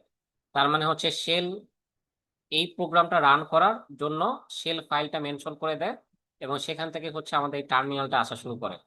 এবং হচ্ছে এটা ইনফাইনাইট ফর লুপে চলতে থাকে। আমরা যখনই হচ্ছে কোনো একটা প্রোগ্রাম রান করি, তখন হচ্ছে এই ইনিট প্রসেসের কপি থেকে হচ্ছে এগুলো আসে। ঠিক আছে, জাস্ট এটা এখানে দেখাইলাম। এবার হচ্ছে আমরা কার্নেল ফোল্ডারে চলে যাই। ইউজার ফোল্ডারে আপাতত আর কিছু দেখানোর নাই। আর উম,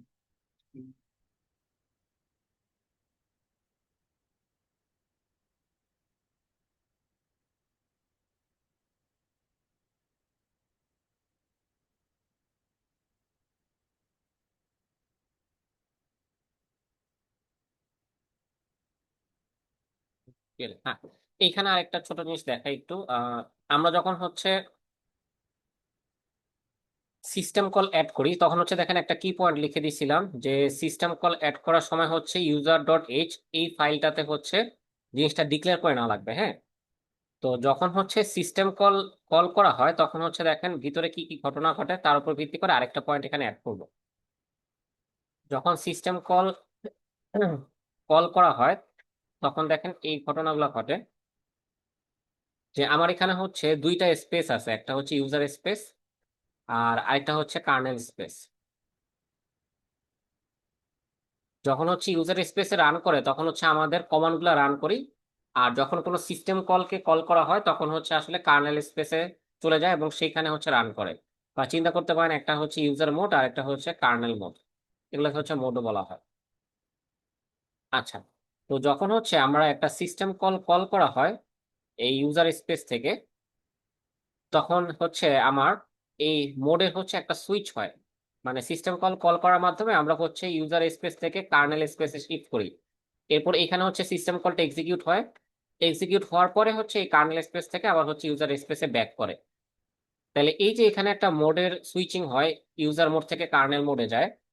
তো হচ্ছে যেই সিস্টেম কলটা কল করা হয়েছে, সেই সিস্টেম কলটা জন্য এখানে একটা এন্ট্রি অ্যাড করতে হয়। এটা হচ্ছে আপনার ইয়া লেভেলে, মানে কি বলবো, আহ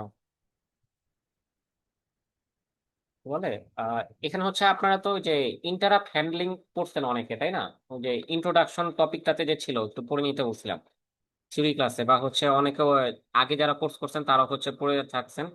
তো এই ইন্টারাপ্ট হ্যান্ডলিং এর সময় হচ্ছে আসলে ইন্টারাপ্টটা আপনি কোন ফাংশনের মাধ্যমে হ্যান্ডেল করবেন, সেই ফাংশনের এন্ট্রি গুলো হচ্ছে এখানে বলে দেওয়া লাগে। মানে হচ্ছে যখনই একটা সিস্টেম কল কল করা হয়, তখন হচ্ছে একটা ইন্টারাপ্ট রেইজ হয়। তো এই ইন্টারাপ্টটা হ্যান্ডেল করার জন্য আসলে আপনার কোন ফাংশনের কাছে যাওয়া হবে, সেগুলোর হচ্ছে এন্ট্রিটা এখানে বলে দেওয়া থাকে। তো এই কারণে আমরা যখন সিস্টেম কল অ্যাড করব, তখন এখানে একটা এন্ট্রিও অ্যাড করতে হবে। ধরেন হচ্ছে আপনি যদি কথার কথা একটা সিস্টেম কল হচ্ছে উম, কোনটা বলা যায়, ধরেন হচ্ছে আপনি মেমোরি সাইজ জানতে চান, হ্যাঁ, বা কয়টা প্রসেস আছে জানতে চান, সেটার জন্য টোটাল প্রসেস একটা সিস্টেম কল লিখছেন। তাহলে এই টোটাল প্রসেস সিস্টেম কলটা হচ্ছে এখানে এরকম মেনশন করে দেওয়া লাগবে। তো এটাও একটু খাতায় লেখেন যে আমরা যখন সিস্টেম কল অ্যাড করব, তখন ইউসিস ডট পিএল এর ভিতরে সিস্টেম কলটার এন্ট্রি অ্যাড করে দিতে হবে। এই পয়েন্টটা হচ্ছে এটা। প্রায়োরিটির মতো কিছু। বুঝি নাই। এটা কি স্যার প্রায়োরিটির মতো কিছু একটা? না, এটা প্রায়োরিটির মতো না। না, এটা দেখে তো এটা কাজটা কি স্যার, মানে এখানে দেওয়া নেসেসারি কেন? এখানে দেওয়া নেসেসারি হচ্ছে যখন সিস্টেম কল ফাংশনটাকে আপনি কল করবেন, তখন হচ্ছে যেহেতু আপনার এখানে একটা মোড সুইচ করতে হবে, ইউজার স্পেস থেকে কার্নেল স্পেসে যেতে হবে, এই কারণে হচ্ছে একটা ইন্টারাপ্ট রেজ করা হয়। তো যখনই আপনি একটা ইন্টারাপ্ট রেজ করবেন, সেই ইন্টারাপ্টটা কেন রেজ হয়েছে এবং এটা সলভ করবেন কিভাবে, সেটার জন্য হচ্ছে আপনার কিছু ইয়া থাকে, মানে এন্ট্রি থাকে, যে এই ইন্টারাপ্ট হইলে আমি হচ্ছে এই ফাংশনের মাধ্যমে সলভ করব। সেই কারণে হচ্ছে এই এন্ট্রি গুলো এখানে অ্যাড করতে হয়। মানে কি স্যার তাহলে এই লিস্টে যেগুলা যেগুলা আছে সেগুলাই খালি ইন্টারাপ্ট করতে পারবে?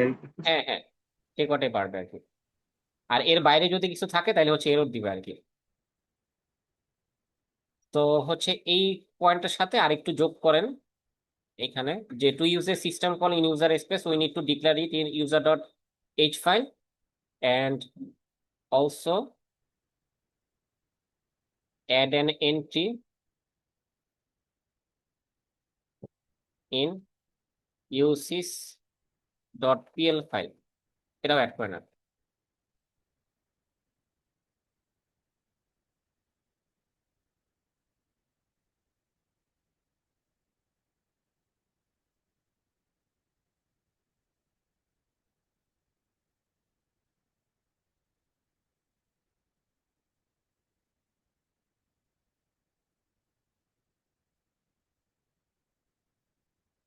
আমি একটা কমপ্লিট ফ্লো আপনাদের দেখাবো নেক্সট ক্লাসে, হ্যাঁ, জিনিসটি অ্যাড করে, মানে লস্ট ফিল করবে না, সমস্যা নাই। আজকে জাস্ট হচ্ছে একটু বেসিক আইডিয়া গুলো দিচ্ছি, তো জাস্ট কি পয়েন্ট গুলো নোট করে রাখেন, তাহলে নেক্সট ক্লাসে যখন হচ্ছে আমি দেখাবো করে, তখন হচ্ছে ধরতে পারবেন যে হ্যাঁ, এটা হচ্ছে আগের ক্লাসে এরকম দেখছিলাম, এখানে অ্যাড করতে হয়। বুঝছেন? তো সিটিতে তো এটার কিছু থাকবে না। বুঝি নাই। এটাতে এটার কিছু তো সিটিতে থাকবে না। সিটি বলতে কি ল্যাব টেস্ট? না, ল্যাব টেস্টে থাকবে না, কুইজে থাকবে। অ্যাসাইনমেন্ট আর কুইজ থাকবে এখান থেকে, আর কিছু না। ল্যাব টেস্ট থাকবে না কোনো। সে কুইজ বলতে কোনটা? মানে ফাইনাল? হ্যাঁ, হ্যাঁ, ওই যে আপনাদের একটা ফাইনাল ল্যাব কুইজ হয় না, ওইটা আর কি। ওই যে এখানে এমসিকিউ আর টুকটাক রিটেন কোশ্চেন থাকে, যে ওই রকম। ওগুলা কি এরকমই যেগুলো আর কি লিখে দিতেছেন বা বুঝাইতেছেন ওগুলাই না? হ্যাঁ, হ্যাঁ, ওগুলাই। আহ, আচ্ছা, তাহলে এটা গেল আমাদের ইউজার লেভেলের, ইউজার ফোল্ডারের আসলে কাজটা শেষ। আমরা এবার একটু কার্নেল ফোল্ডারটা এক্সপ্লোর করি। মেইনলি হচ্ছে কার্নেল ফোল্ডারে আমাদের বেশি কাজ করা হবে আর কি, হ্যাঁ। সো আমরা হচ্ছে কার্নেল ফোল্ডারে কি দিয়ে শুরু করবো, আমরা হচ্ছে syscall ডট h দিয়ে শুরু করি, আমাদের পরিচিত জিনিসগুলা দিয়ে। দেখেন, কার্নেল ফোল্ডারে হচ্ছে যখন কোন একটা সিস্টেম কল অ্যাড করা হয়, এই সিস্টেম কলগুলা প্রকাশ করা হয় কিভাবে একটু দেখাই আমি এখানে, একটু ফ্লোটা বুঝাই, সিস্টেম কল আসলে কিভাবে কাজ করে।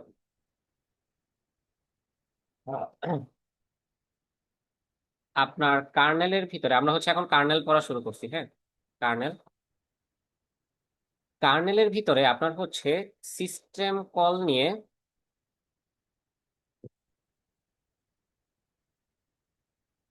ফাংশন পয়েন্টারস, পয়েন্টারের অ্যারে থাকে। ঠিক আছে, সিস্টেম কল ফাংশন পয়েন্টার, মানে সিস্টেম কল তো এক একটা ফাংশন, তাই না? এই ফাংশনটাকে হচ্ছে পয়েন্টারের মাধ্যমে নেওয়া হয়। সেই পয়েন্টারে হচ্ছে একটা অ্যারে নেয়, কাইন্ড অফ হচ্ছে এরকম চিন্তা করতে পারেন যে হচ্ছে আপনার সিস কলস, আপনার ধরেন হচ্ছে 25টা সিস্টেম কল আছে, এরকম হচ্ছে 25 সাইজের একটা অ্যারে থাকে। এখন আপনি কোন সিস্টেম কলকে কল করছেন, সেটা হচ্ছে এই অ্যারেতে রাখা ফাংশন পয়েন্টারের মাধ্যমে সেই সিস্টেম কলের কাছে পৌঁছানো হয়। এখন অ্যারেতে রাখছেন ফাংশন পয়েন্টার, বাট ইন্ডেক্সিং কি করতেছেন? ইন্টিজার দিয়ে করতেছেন না? অ্যারে ইন্ডেক্সিংটা তো হচ্ছে ইন্টিজার দিয়ে, রাইট? Yes. প্রোগ্রামে তো আর অন্য কোনো কিছুতে ইন্ডেক্সিং করা যায় না, পাইথনের মতো। তাহলে এখন কোন সিস্টেম কল কত নাম্বার ইন্ডেক্সে আছে, সেটার হিসাব রাখার জন্য syscall ডট এইচ এ দেখেন প্রত্যেকটা সিস্টেম কলের এগেইনস্টে একটা হচ্ছে নাম্বার ডিফাইন করা হয়। এগুলাকে কি বলা হয় মনে আছে? ইনিউমারেশন। আপনি একটা স্ট্রিং এর এগেইনস্টে একটা নাম্বারকে ডিফাইন করতেছেন। আপনি যখনই তাহলে সি স্ট্রিট এই কথাটা ইউজ করবেন, তার মানে সেটার জায়গায় হচ্ছে 5 বসে যাবে। আপনি যখন হচ্ছে সিস ডুপ এই কথাটা কোথাও ইউজ করবেন, তার জায়গায় হচ্ছে 10 বসবে। বুঝতে পারছেন? তাহলে আমরা যখন হচ্ছে কোনো সিস্টেম কল অ্যাড করব, তখন সেই সিস্টেম কলের নেমিংটা এভাবে দিয়ে তার এগেনস্টে একটা হচ্ছে এরকম নাম্বার দিয়ে দিব। তার মানে সিরিয়ালি এরপর হচ্ছে 22, 23, 24 এভাবে আসবে। তাইলে হচ্ছে এই পয়েন্টটা তাহলে লেখেন, নোট ডাউন করেন যে whenever we add a new system call, we need to define an integer number, এবং সেটা কোথায় ডিফাইন করব? syscall.h ফাইলটাতে, in syscall.h file. ঠিক আছে?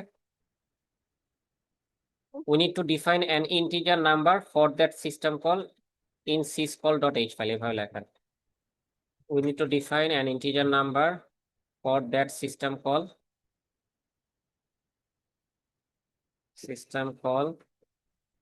in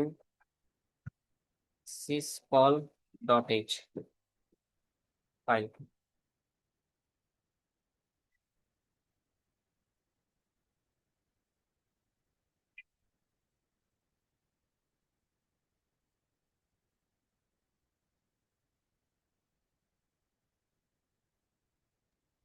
স্যার এখানে অ্যারেটার সাইজ কিভাবে জানবো না? এই সিসকল অ্যারেটার। সিসকল অ্যারেটাতে অ্যাকচুয়ালি হচ্ছে পয়েন্টার নেওয়া হয়, বুঝছেন? পয়েন্টার অনুযায়ী হচ্ছে আপনার যে কটা এন্ট্রি আছে সেই অনুযায়ী ডাইনামিক্যালি সাইজ নিয়ে নেয়, ফিক্স সাইজ দেওয়া হয় না। ও আমি আচ্ছা এটা আর কি এমনি বোঝানোর জন্য দেখালাম, বাট অ্যাকচুয়ালি ফিক্স সাইজ থাকে না। আচ্ছা।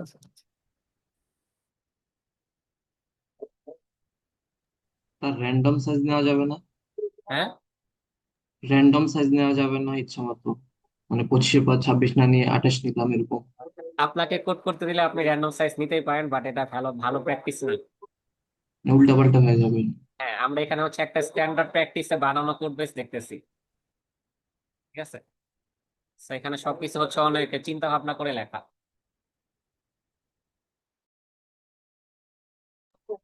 আচ্ছা, আমি একটু 1 মিনিট ওয়েট করি, এখানে আজানটা শেষ হলে এরপর আবার বলতেছি।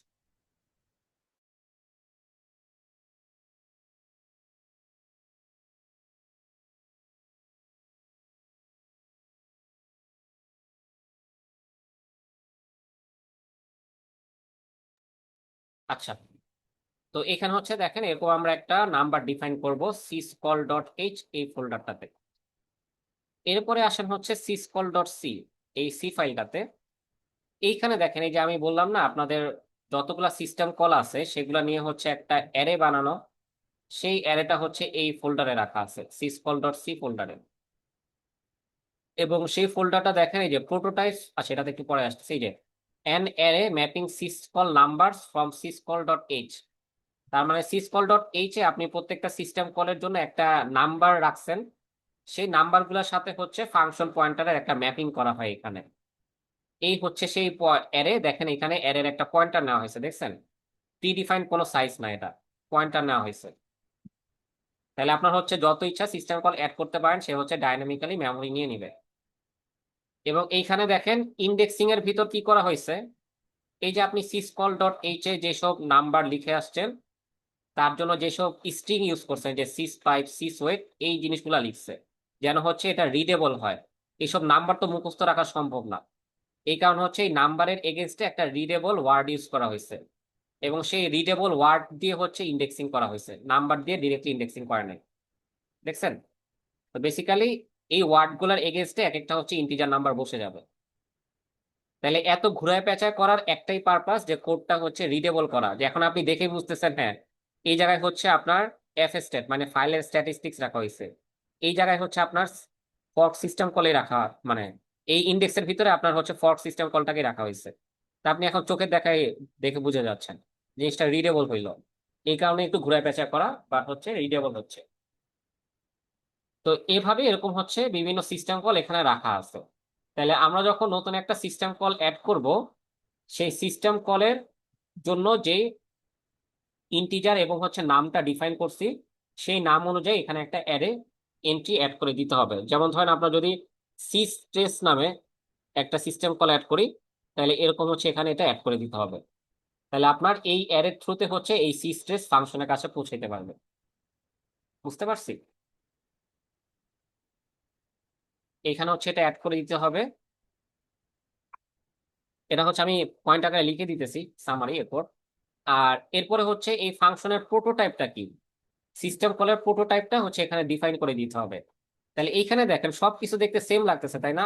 সবকিছু রিটার্ন ভ্যালু হচ্ছে uint64, সবকিছু হচ্ছে ইনপুট হচ্ছে ভয়েড, মানে কোনো ইনপুট নিতেছে না ফাংশনের ভিতর। তাহলে আমার সিস্টেম কলের প্রোটোটাইপ গুলো হচ্ছে এরকমই হইতে হবে। আপনার রিটার্ন ভ্যালু অলওয়েজ হচ্ছে ইন্টিজার টাইপের হবে। এটা হচ্ছে আনসাইড ইন্টিজার 64 বিট।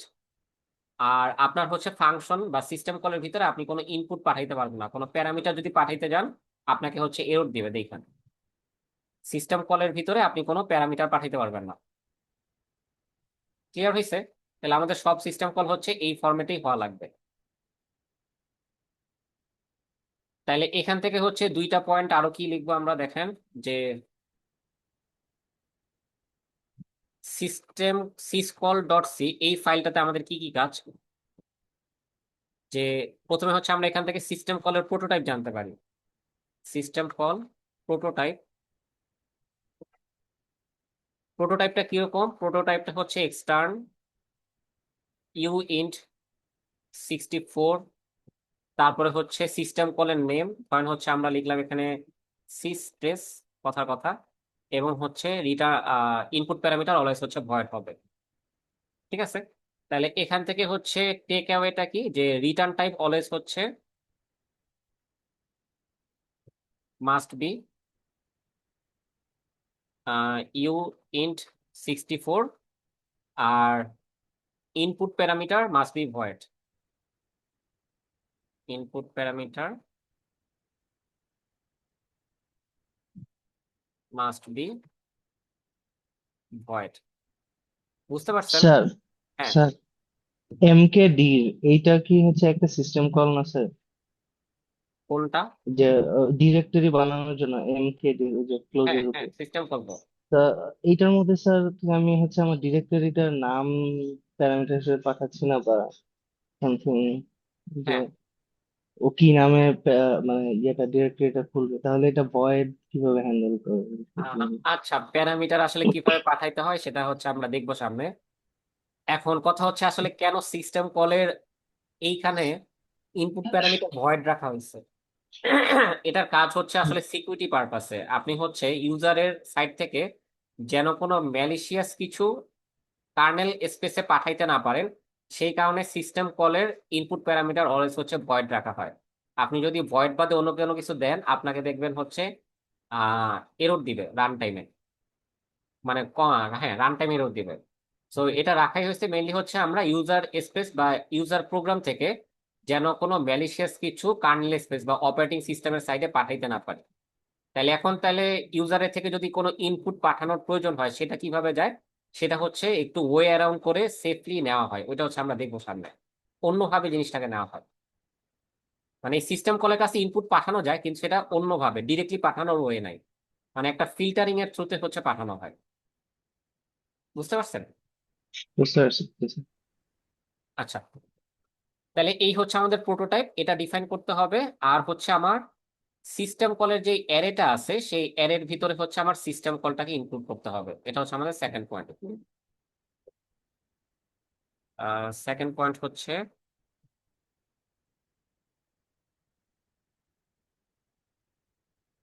অ্যারে ভিতর সিস্টেম কল কে ইনক্লুড করতে হবে।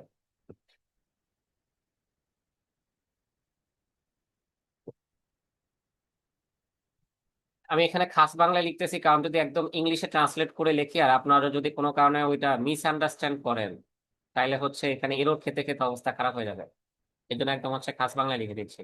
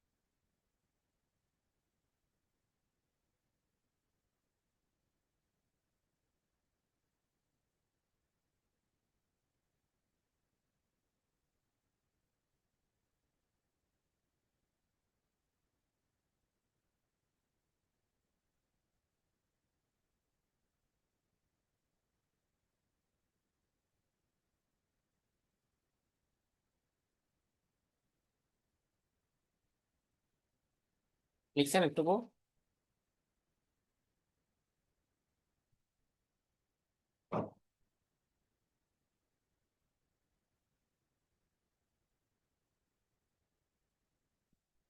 আচ্ছা, এবার হচ্ছে না আসেন যে এই যে দেখেন আমি হচ্ছে যেভাবে এক্সপ্লেইন করলাম, এই যে সিসকল যে ফাংশনটা আছে এই ফাংশনটা ঠিক তাই করে। এখানে ট্র্যাপ ফ্রেমের ভিতরে হচ্ছে, ট্র্যাপ ফ্রেম বলতে হচ্ছে আপনার রেজিস্টারকে বোঝানো হয়, ঠিক আছে? এই রেজিস্টারে দেখেন হচ্ছে মানে রেজিস্টারের সেট, মানে অনেকগুলো রেজিস্টার থাকে। সো A7 রেজিস্টারের ভিতরে হচ্ছে আসলে আপনার সিস্টেম কলটা থাকে। A7 যে রেজিস্টারটা আছে সেই রেজিস্টারের ভিতরে হচ্ছে সিস্টেম কল থাকে।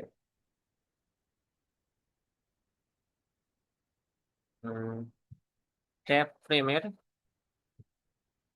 ট্র্যাপ ফ্রেমের A7 রেজিস্টারের ভিতর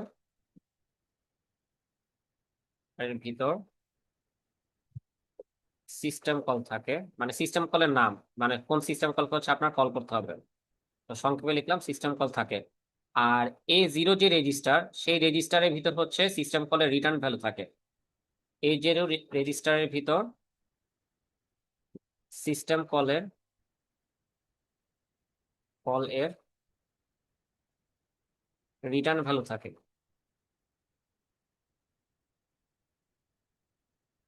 ঠিক আছে? সো এই দুইটা রেজিস্টার হচ্ছে এই দুইটা কাজের জন্য ফিক্সড। আপনি যখনই সিস্টেম কল কল করবেন সেই কলটা A7 রেজিস্টারে যাবে, আর যখনই সিস্টেম কল থেকে রিটার্ন করবেন রিটার্ন ভ্যালুটা হচ্ছে A0 রেজিস্টারের কাছে যাবে। এটা আমরা দেখবো আর কি। এই দুইটা জিনিস লেখা এখানে, A7 রেজিস্টারের ভিতর সিস্টেম কলের নামটা থাকে, আর A0 রেজিস্টারের ভিতর ফাংশন থেকে যখন রিটার্ন করবেন বা সিস্টেম কল থেকে যখন রিটার্ন করবেন সেই রিটার্ন ভ্যালুটা রাখা হয়।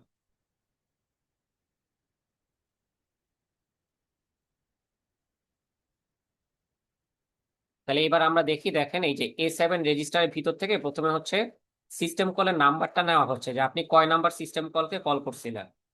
তারপর হচ্ছে একটা চেক দেওয়া হয় নাম্বারটা ভ্যালিড কিনা, মানে 0 থেকে আপনার টোটাল যতটা সিস্টেম কল আছে তার ভিতরে যদি থাকে তার মানে নাম্বারটা ভ্যালিড, এবং সেই অ্যারেতে সিস্টেম কলটা এক্সিস্ট করে কিনা সেটা চেক করতেছে। তার মানে দুইটাই যদি ট্রু রিটার্ন করে মানে আপনার সিস্টেম কল নাম্বারটা ভ্যালিড এবং সিস কলস এর অ্যারেতে আপনার সিস্টেম কলটা এক্সিস্ট করে, তারপরে হচ্ছে দেখেন সিস্টেম কলের ফাংশনটাকে কল করা হচ্ছে অ্যারে থেকে। অ্যারে থেকে সিস্টেম কলের ফাংশনটা কল করার পরে রিটার্ন ভ্যালুটা দেখেন ট্র্যাপ ফ্রেমের A0 রেজিস্টারে রাখা হয়েছে, ঠিক আছে? তাহলে দেখেন এটাই ব্যাখ্যা করে লিখছে, ইউজ নাম মানে হচ্ছে এই ভেরিয়েবলটা to look up the system call function for নাম, তারপর হচ্ছে এই ফাংশনটা কল করছে and storage return value into হচ্ছে পি ট্র্যাপ ফ্রেমের A0 রেজিস্টার, ঠিক আছে? তাহলে এখান থেকে হচ্ছে সিস্টেম কলটা কল করা হয়।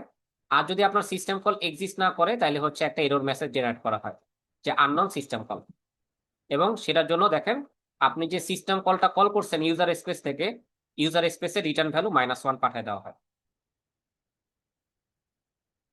বুঝা গেছে প্রসেসটা সিস্টেম কল ডাকার? জি স্যার। হ্যাঁ, আচ্ছা। তাহলে এটা বুঝে থাকলে আমরা হচ্ছে আরেকটু সামনে আগাই। এখন এই সিস্টেম কলগুলো আসলে কোথায় কোথায় ডিফাইন করা আছে? সিস্টেম কলগুলো হচ্ছে এর কাজ অনুযায়ী বেশ কয়েকটা জায়গায় ডিফাইন করা, যেমন sysproc.c তে কিছু সিস্টেম কল আছে, আবার proc.c তে কিছু সিস্টেম কল আছে। তা আমরা একটু কয়েকটা দেখি যে চেহারা কেমন সিস্টেম কলের।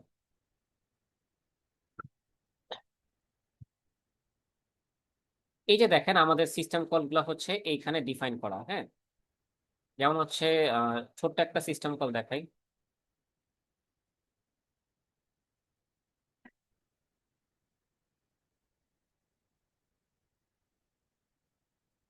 এই যে যেমন হচ্ছে আমাদের গেট পিআইডি, হ্যাঁ, এই যে সিস্টেম কল, এটা কল করলে হচ্ছে প্রসেসর আইডি রিটার্ন করে।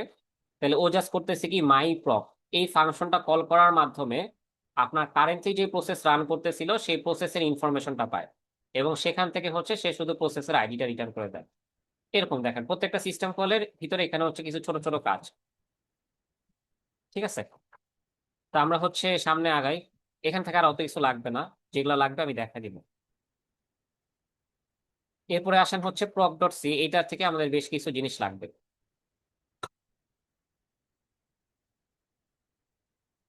আচ্ছা, প্রক ডট সি তে দেখেন বেশ কিছু আগে স্ট্রাকচার আছে। একটা হচ্ছে সিপিইউ, হ্যাঁ, আপনি হচ্ছে কোন সিপিইউ তে এখন বর্তমানে রান হচ্ছে প্রসেস সেটা। প্রক স্ট্রাকচারের ভিতরে হচ্ছে আপনার প্রসেস রিলেটেড সব ইনফরমেশন গুলো থাকে। আর ইনিট প্রসেসের মধ্যে একদম শুরুতে যে প্রসেসটা রান করে সেটার ইনফরমেশন আলাদা করে একটা স্ট্রাকচারে রাখা হয়। আচ্ছা, এরপরে হচ্ছে দেখেন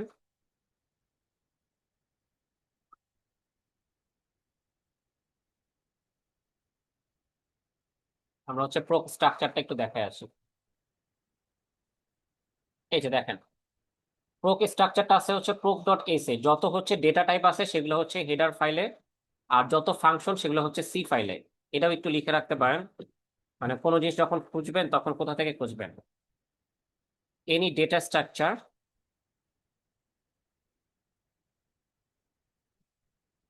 বা হচ্ছে প্যারামিটারস,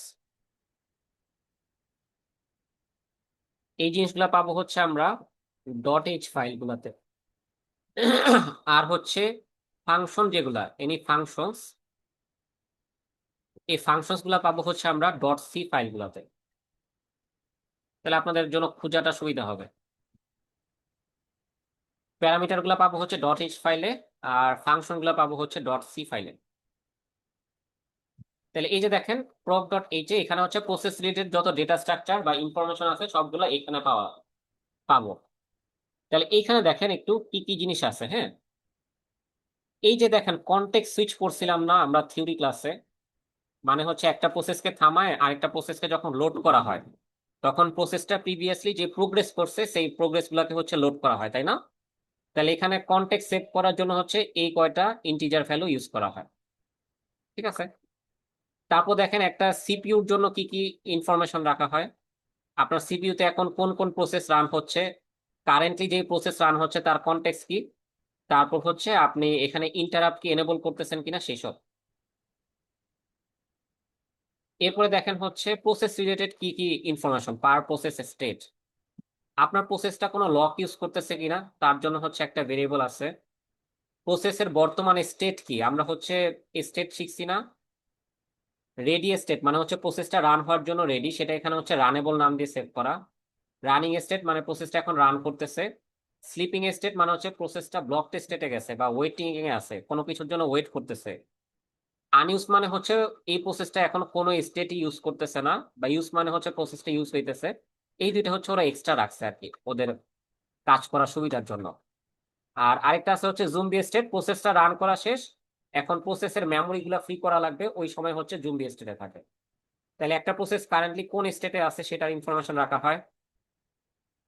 তারপর হচ্ছে প্রসেসটাকে কি, হ্যাঁ, তারপর হচ্ছে প্রসেস আইডি রাখা হয়, তারপর হচ্ছে ওর প্যারেন্ট প্রসেস কে ছিল সেটার একটা ট্র্যাক রাখা হয়। তারপরে হচ্ছে ভার্চুয়াল অ্যাড্রেসের স্ট্যাক কি সেইটা। তারপর হচ্ছে ওই প্রসেসটা কতটুকু মেমোরি ইউজ করতেছে তার জন্য হচ্ছে একটা সাইজ, মেমোরি সাইজ রাখা হয়। তারপর এই যে আমরা এখন মেমোরি ম্যানেজমেন্ট করতেছি, বা যারা আগে কোর্স করছেন মেমোরি ম্যানেজমেন্ট করছেন সেখানে পেজ টেবিল পড়ছেন, তাহলে ইউজারের ভার্চুয়াল পেজ গুলা ট্র্যাক রাখার জন্য এই যে একটা পেজ টেবিল রাখা হয়। তারপর হচ্ছে ট্র্যাপ ফ্রেমের কাজ হচ্ছে রেজিস্টার হ্যান্ডেল করা মেইনলি। তারপর হচ্ছে কন্টেক্সট সেভ রাখার জন্য একটা স্ট্রাকচার আছে। আর এরপরে দেখেন এই যে দুইটা নাম আছে, এই দুইটা হচ্ছে ফাইল সিস্টেমের কাজে। আমরা যখন থ্রিবি ক্লাসে ফাইল সিস্টেম পড়বো তখন হচ্ছে এইগুলোর একটু আইডিয়া নিব, আপাতত লাগবে না। আর ফাইনালি প্রসেসটার নাম কি সেটার জন্য হচ্ছে একটা প্রসেস নেম ভেরিয়েবল রাখা হয়। এই হচ্ছে আমার প্রসেস রিলেটেড ইনফরমেশন, সব এখানে পাওয়া যাবে। তাহলে যদি আপনাদের কোনো অ্যাসাইনমেন্টে কখনো প্রসেস রিলেটেড এক্সট্রা ইনফরমেশন রাখতে হয়, কোথায় এসে এডিট করবেন? এই জায়গায় এসে আপনাদের প্রসেস রিলেটেড যা ইনফরমেশন এক্সট্রা রাখা দরকার এখানে এসে ভেরিয়েবল অ্যাড করবেন। ঠিক আছে, তাহলে হচ্ছে আমরা প্রসেস রিলেটেড সবকিছু পাবো প্রোক ডট সিতে আর প্রোক ডট এইচ এ।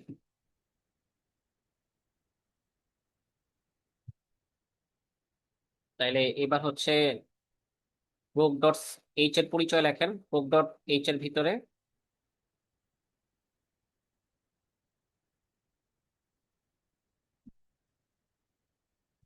প্রোক ডট এইচ এর ভিতরে হচ্ছে process process related data structure বা প্রসেস রিলেটেড ইনফরমেশন, এটা লিখে রাখেন ইনফরমেশন। আর প্রোক ডট সিতে হচ্ছে process related functions and system calls. Process related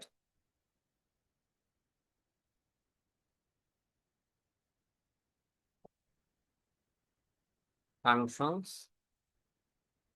and system কলস।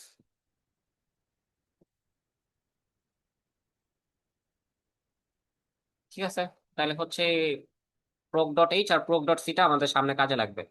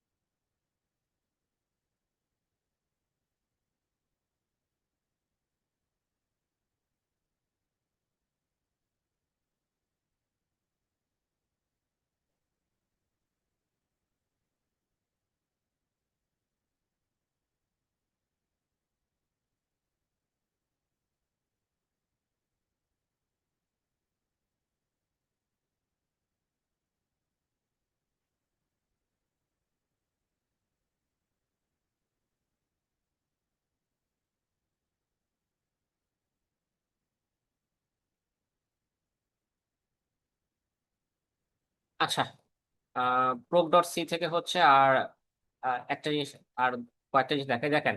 একটা প্রসেস যখন হচ্ছে টার্মিনেট করে, হ্যাঁ, টার্মিনেট করার মুহূর্তে ওই যে বলতেছিলাম না, প্রসেসের মেমোরি গুলো ডিএলোকেট করা হয়, সব ইনফরমেশন গুলো ক্লিয়ার করে দেওয়া হয়। সেই কাজটা করা হয় দেখেন এই ফ্রি প্রক এই ফাংশনটার মাধ্যমে। ঠিক আছে, আপনার প্রসেসের রেজিস্টারে যেসব ডেটা ছিল সেই সবগুলো হচ্ছে ক্লিন করে দেওয়া হয়। রেজিস্টারটাকে দেখেন হচ্ছে ডিলিট করে দেওয়া, মানে জিরো করে দেওয়া হয়, কোনো রেফারেন্স রাখা হয় না। আর পেজ টেবিলটাকে হচ্ছে ফ্রি করে দেওয়া হয়, পেজ টেবিলের রেফারেন্সটা সরায় দেওয়া হয় এবং হচ্ছে মেমোরি সাইজ জিরো করে দেওয়া হয়। ওর হচ্ছে আইডিটা সরায় দেওয়া হয়, প্যারেন্টকে রেফারেন্স জিরো করে দেওয়া হয়। এর জন্য এরকম আর কি সব স্টেট গুলা হচ্ছে ক্লিন করে ফেলা হয় সোজা কথায়। আর প্রসেসের স্টেটটা দেখেন কি করে দেওয়া হয়, আনইউজড, মানে এই প্রসেসটা এখন আর ইউজ হচ্ছে না। ঠিক আছে, তাহলে ওই হচ্ছে আমাদের ফ্রি প্রসেস। প্রসেসটা হচ্ছে যখন টার্মিনেট হয় ওই মুহূর্তে কি কি কাজ ঘটে এটা। আর হচ্ছে আরেকটা জিনিস দেখাবো, এরপর দেখেন হচ্ছে ফর্ক ফাংশন। ফর্ক ফাংশনের সাথে আমরা সবাই পরিচিত না? জি স্যার। তাহলে ফর্ক ফাংশনের সময় আমরা কি কি শিখছিলাম? যখন একটা প্রসেস থেকে ফর্ক কল হয় তখন ওই রানিং প্রসেসের মেমোরিতে যা যা আছে সবকিছুর হচ্ছে একটা কপি তৈরি হয়, শুধুমাত্র প্রসেস আইডিটা ডিফারেন্ট হয়, তাই না? তাহলে দেখেন আমার রানিং প্রসেস কোনটা সেটা পাবো হচ্ছে আমি মাইপ্রক ফাংশন থেকে। এটা একটু নোট ডাউন করে রাখতে পারেন যে মাইপ্রক ফাংশন থেকে হচ্ছে আমার কারেন্টলি কোন প্রসেস রান করতেছে সেটা পাওয়া যায়। মাইপ্রক এই ফাংশনটা আপনি যে কোনো জায়গা থেকে কল করলে Returns the running process. Returns the structure, মানে যে স্ট্রাকচারে আপনি ইনফরমেশন সেভ করতেছেন, Returns the structure of running process. ঠিক আছে, কারেন্টলি যে প্রসেস রান করতেছিল বা হচ্ছে এখন তো সিস্টেম কল রান হওয়া মানে কি, আপনার তো প্রসেসটাকে থামাই দেওয়া হয়েছে তাই না? The process that call the system call, এটা বুঝাচ্ছি, that call the system call. যে প্রসেস সিস্টেম কলটাকে কল করছিল সেই প্রসেসের স্ট্রাকচারটা বা ইনফরমেশন গুলো রিটার্ন করে মাইপ্রক ফাংশনটা। আচ্ছা, তাহলে দেখেন মাইপ্রক ফাংশনের মাধ্যমে আসলে কোন ফাংশন থেকে ফরক কল করা হয়েছে, সে কোন প্রসেস থেকে ফরক কল করা হয়েছে সেই প্রসেসটাকে নেওয়া হইলো, আর এনপি দ্বারা হচ্ছে এখানে চাইল্ড প্রসেসকে বোঝানো হয়েছে। তাহলে এরপর দেখেন চাইল্ড প্রসেসের জন্য প্রথমে হচ্ছে একটা প্রসেসের এই যে স্ট্রাকচার, এটা দেখেন একটা পয়েন্টার। সো এই পয়েন্টারের ভিতর প্রসেসের সব ইনফরমেশন স্টোর করার জন্য আগে হচ্ছে মেমোরি অ্যালোকেট করা হয়। তারপরে হচ্ছে ইউভিএম কপি, মানে হচ্ছে ইউজার ভার্চুয়াল মেমোরি কপি। তার মানে প্যারেন্ট প্রসেসের মেমোরিতে যা যা ছিল সেই সব কিছু হচ্ছে চাইল্ড প্রসেসের মেমোরিতে কপি করে আনা হয়। এতটুক লাইনের মাধ্যমে প্যারেন্ট প্রসেসের মেমোরিতে যা যা ছিল সব চাইল্ড প্রসেসের মেমোরিতে কপি করে আনা হয়। আর কপি করা কালে যদি হচ্ছে রিটার্ন ভ্যালু লেস দেন 0 হয়, মানে কোনো এরর হয়, তাহলে হচ্ছে আর প্রসেসটা অ্যালোকেট করে না, মেমোরিটাকে ফ্রি করে দেওয়া হয়। আর যদি হচ্ছে রিটার্ন ভ্যালু লেস দেন 0 না হয়, তার মানে আপনি সাকসেসফুলি মেমোরি কপি করতে পারছেন। এরপর হচ্ছে বাকি কাজ। বাকি কাজের ভিতরে দেখেন কি করা হয়, প্যারেন্ট প্রসেসের রেজিস্টারে যেসব ভ্যালু ছিল চাইল্ড প্রসেসের রেজিস্টারে ওইসব ভ্যালু নিয়ে আসা হয়। এরপরে দেখেন আমরা ফর্ক থেকে পড়ছি না চাইল্ডের জন্য রিটার্ন ভ্যালু 0 জি পড়ছিলাম? স্যার। তাহলে এই যে দেখেন আরেকটা লাইন একটু আগে পড়ছি, দেখেন A0 রেজিস্টারে হচ্ছে সিস্টেম কলের রিটার্ন ভ্যালু থাকে। তাহলে দেখেন এই যে এখানে ট্র্যাপ ফ্রেমের A0 রেজিস্টারের ভিতর এনপি মানে হচ্ছে চাইল্ড প্রসেস, চাইল্ড প্রসেসের জন্য রিটার্ন ভ্যালু হচ্ছে 0 করে দেওয়া হয়েছে। এরপর হচ্ছে প্যারেন্ট প্রসেস যদি কোনো ফাইল ওপেন করে থাকে চাইল্ড প্রসেসও ওই ফাইলগুলো ওপেন করে।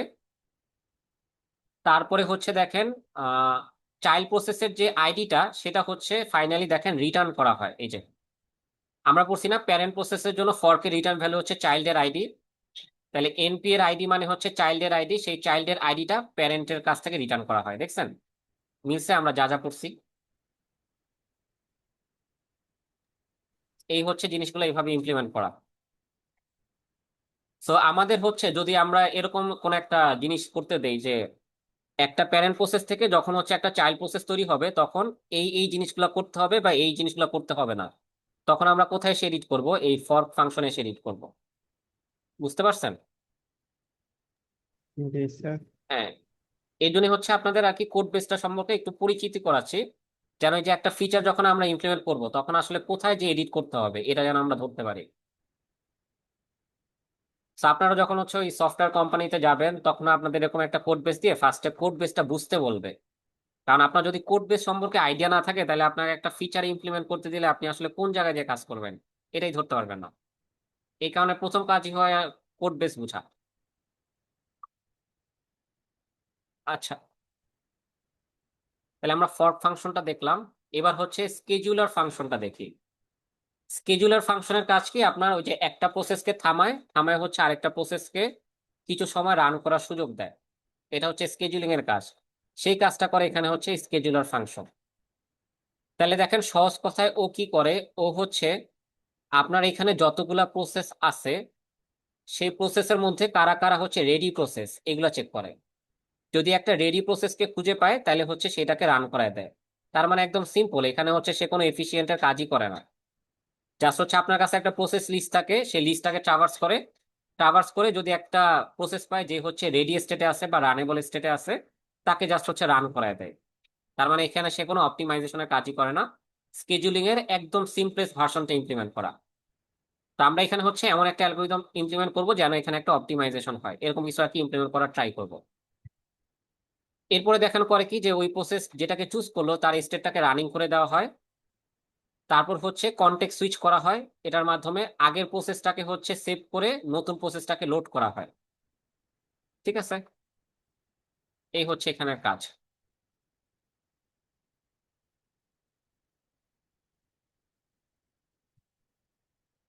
আর এখানে হচ্ছে তেমন কিছু লাগবে না, বাকিগুলো হচ্ছে আমরা করার সময় দেখবো না।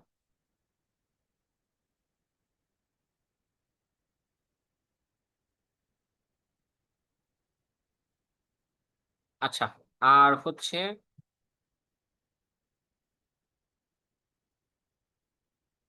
এখানে একটা হেডার ফাইল আছে, এই ফাইলটা দেখা দিই। এই যে প্যারাম ডট এই যে হচ্ছে আপনার পুরো অপারেটিং সিস্টেমটার জন্য জেনারেল কিছু ইনফরমেশন ডিফাইন করে নেওয়া হয়।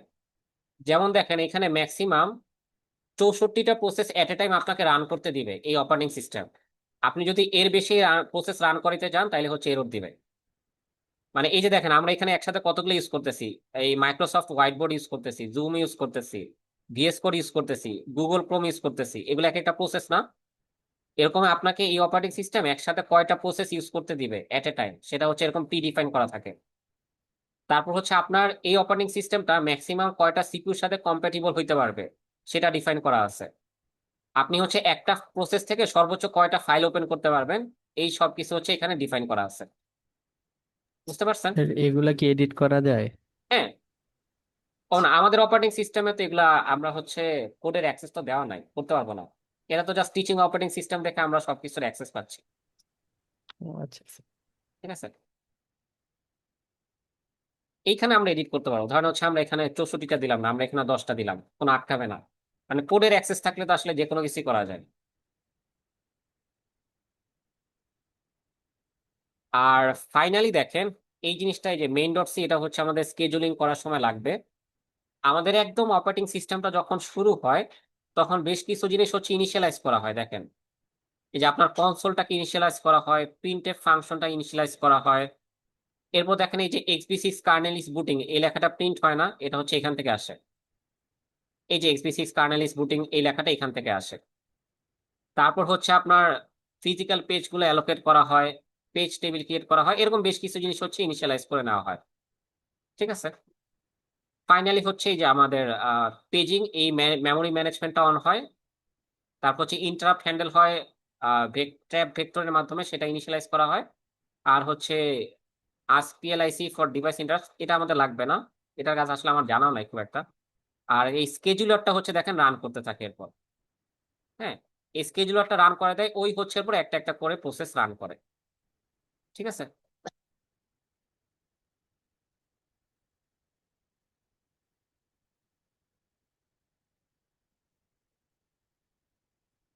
আচ্ছা তাহলে হচ্ছে আমাদের আজকের ক্লাস হচ্ছে আমরা মোটামুটি এই পর্যন্ত রাখি। জাস্ট হচ্ছে আপনাদের যেসব জিনিস আমি এখানে নোট ডাউন করে দিলাম, এই জিনিসগুলা আর এই রেকর্ডিংটা আরেকবার একটু জাস্ট দেখেন, মানে স্পিড বাড়ায় দিয়ে একবার একটু দেখেন যে কোথায় কোথায় কি থাকে। আর রেকর্ডিংটা দেখার সময় আপনারা হচ্ছে এই ফাইলগুলোর সাথে সাথে ওপেন করে জাস্ট হচ্ছে একটু স্ক্রল করে করে দেখেন যে হচ্ছে কোথায় কি ছিল। তাহলে হচ্ছে কোড করার সময় মনে পড়বে, হ্যাঁ এই ফাইলের মধ্যে মনে হয় এই জিনিসটা দেখছিলাম, এখানে যে খুঁজলে পাওয়া যাবে। এরকম জাস্ট হচ্ছে একটু স্ক্রল করে করে দেখবেন, এটাই হচ্ছে আপনাদের আপাতত কাজ। আর নেক্সট ক্লাসে হচ্ছে আমরা যেটা করব, মানে আমাদের এই XB6 পড়ার যে অবজেক্টিভটা, আমরা হচ্ছে একদম শুরুতে হচ্ছে যেটা বললাম, আপনাদের হচ্ছে সিস্টেম কল কিভাবে অ্যাড করবেন সেটা করে দেখাবো, আর একটা স্কেজুলিং অ্যালগরিদম ইমপ্লিমেন্ট করে দেখাবো। এই দুইটা কাজ হচ্ছে আমরা নেক্সট দিনের ল্যাবে করবো। ঠিক আছে, তাহলে আজকেরটা হচ্ছে এই পর্যন্ত রাখতেছি। স্যার রেকর্ডিংটা কখন দিবেন? রেকর্ডিংটা এই যে 15-20 মিনিটের মধ্যে পেয়ে যাবেন। Thank you. আচ্ছা, আমি রেকর্ডিং এলএমএস এ হচ্ছে লিংক দিয়ে দিব, হোয়াটসঅ্যাপ গ্রুপ চ্যাটেও লিংক দিয়ে দিব না। স্যার থিওরি ক্লাসে হচ্ছে আমার প্রেজেন্টটা দেওয়া আসসালামু হয়নি আলাইকুম। আর কি, অ্যাটেন্ডেন্স স্যার আসসালামু ও আলাইকুম। লেখা হয়নি। আসলাম, আচ্ছা আমি এখনো অ্যাটেন্ডেন্স গুলা কোনো সেকশনারি আপডেট করি নাই। হ্যাঁ, জি আমি স্যার। পরে হচ্ছে একবারে বসে আপডেট করে ফেলবো আর কি। স্যার হ্যাঁ, হ্যালো। বলেন। স্যার এখানে রোল আর রোল নাম্বারটা লিখে দিয়ে গেলে হবে না হ্যাঁ স্যার? হ্যাঁ, রোল লিখে দিলেই স্যার হবে। আসসালামু আলাইকুম। হ্যাঁ, ওয়ালাইকুম আসসালাম, বলেন। স্যার আমার অ্যাসাইনমেন্টটা আমি দেখাইতাম, আমার ভাইবা দেওয়া হয় নাই। হ্যাঁ, আচ্ছা আচ্ছা, বাকিরা লিভ নেন, আমি হচ্ছে ওনার অ্যাসাইনমেন্টটা দেখে শেষ করে দিচ্ছি আর রেকর্ডিংটা অফ করে দিই।